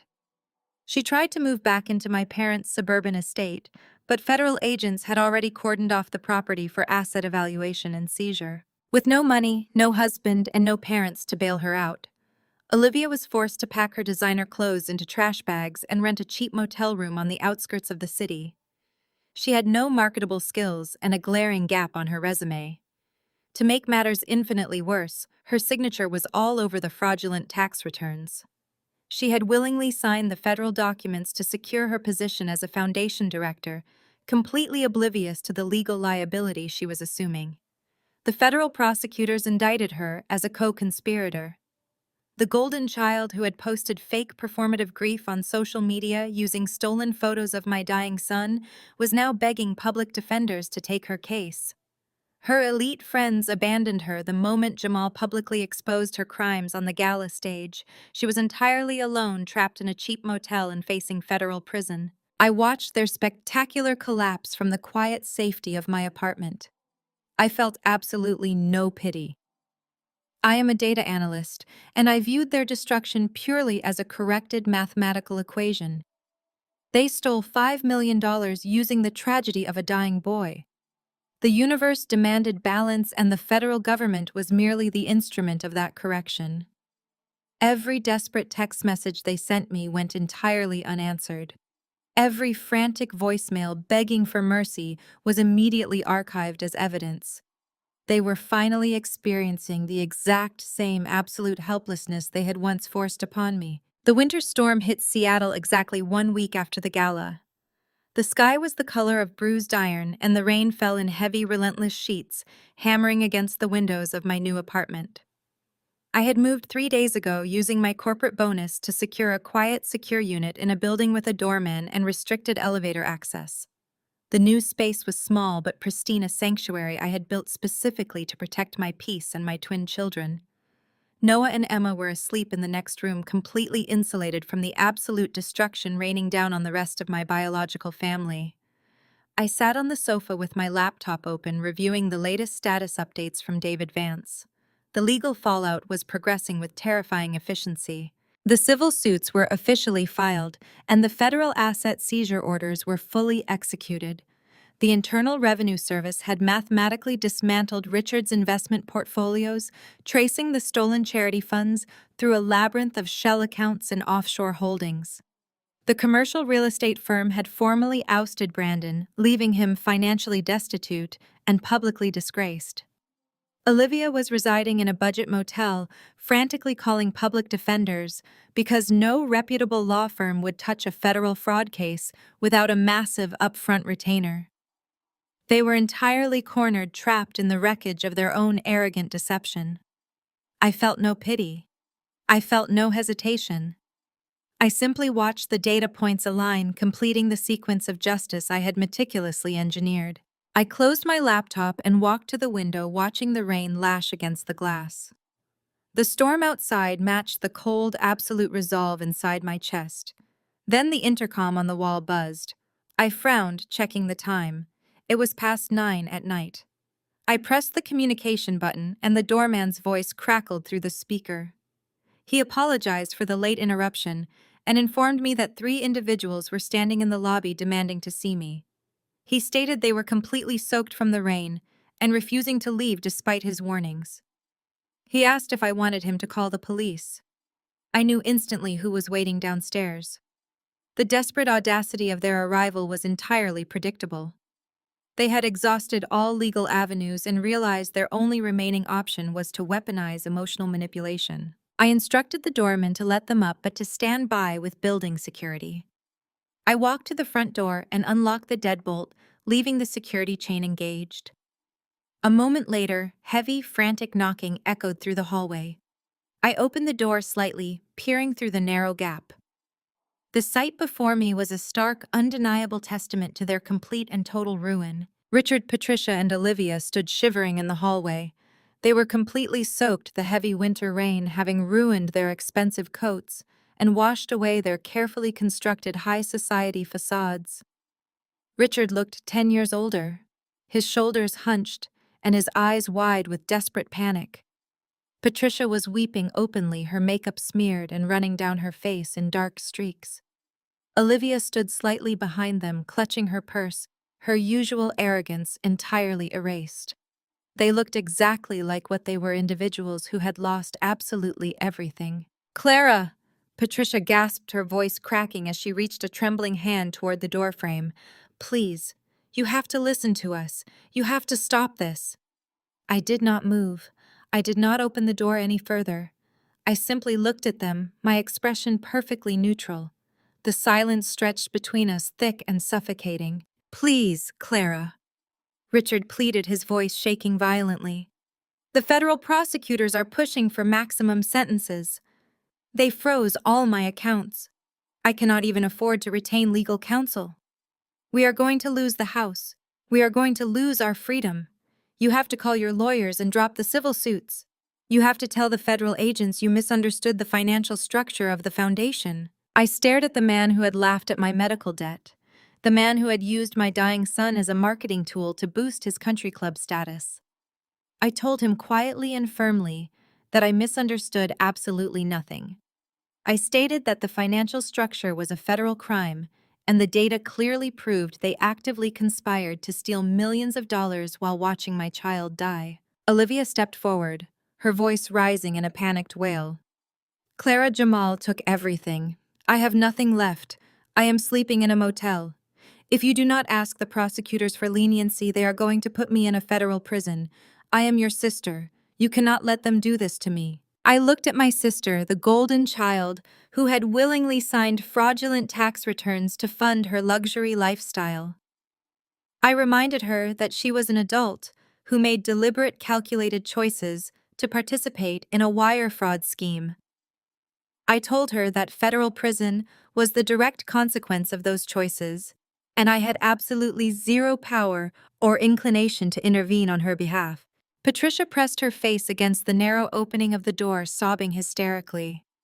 She begged me to remember that they were my family. She pleaded for mercy, invoking the memory of Leo, claiming they only wanted to help, and that the situation had just spiraled out of their control. She cried that they would do anything to make it right if I just called off the federal agents. The absolute desperation in her voice was sickening. They were not apologizing for what they did. They were apologizing because they got caught. They were terrified of the consequences, not remorseful for the actions. I looked at the three of them standing in the hallway, drenched and broken.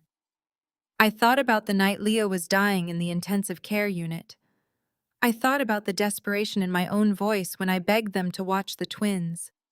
I thought about the anniversary party they refused to leave and the luxury ski trip Brandon refused to cancel. I looked directly into my mother's eyes and spoke with absolute crystal clarity. I told her that the time for mercy expired the exact moment they chose an anniversary party over a dying child. I stated that the federal indictments were not a misunderstanding, but a perfectly executed mathematical correction. I advised them to secure whatever legal representation they could afford, because the federal government does not negotiate with fraudsters. Richard tried to push the door open, his panic escalating to aggressive desperation. "Clara, you cannot do this. We are your blood." I did not flinch.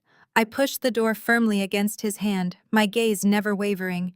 I informed him that my blood was asleep in the next room, and I would spend the rest of my life protecting them from the toxic absolute poison standing in this hallway.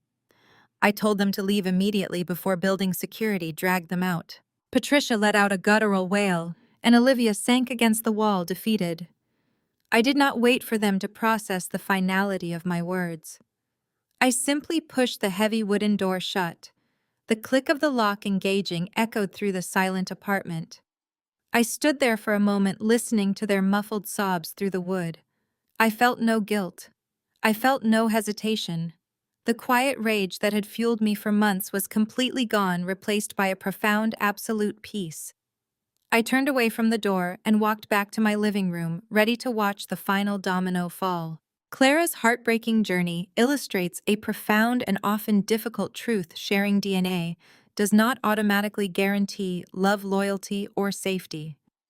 Society frequently pressures us to forgive and endure mistreatment simply because the perpetrators are family members. However, Clara's ultimate realization shows us that true family is defined by mutual respect, unwavering support in times of crisis, and unconditional care. When her parents and ex-husband chose their social image and financial greed over her dying son, they broke the fundamental contract of what it truly means to be a family. The most powerful takeaway from this narrative is the immense courage it takes to walk away from toxic environments. Clara did not just survive a devastating loss.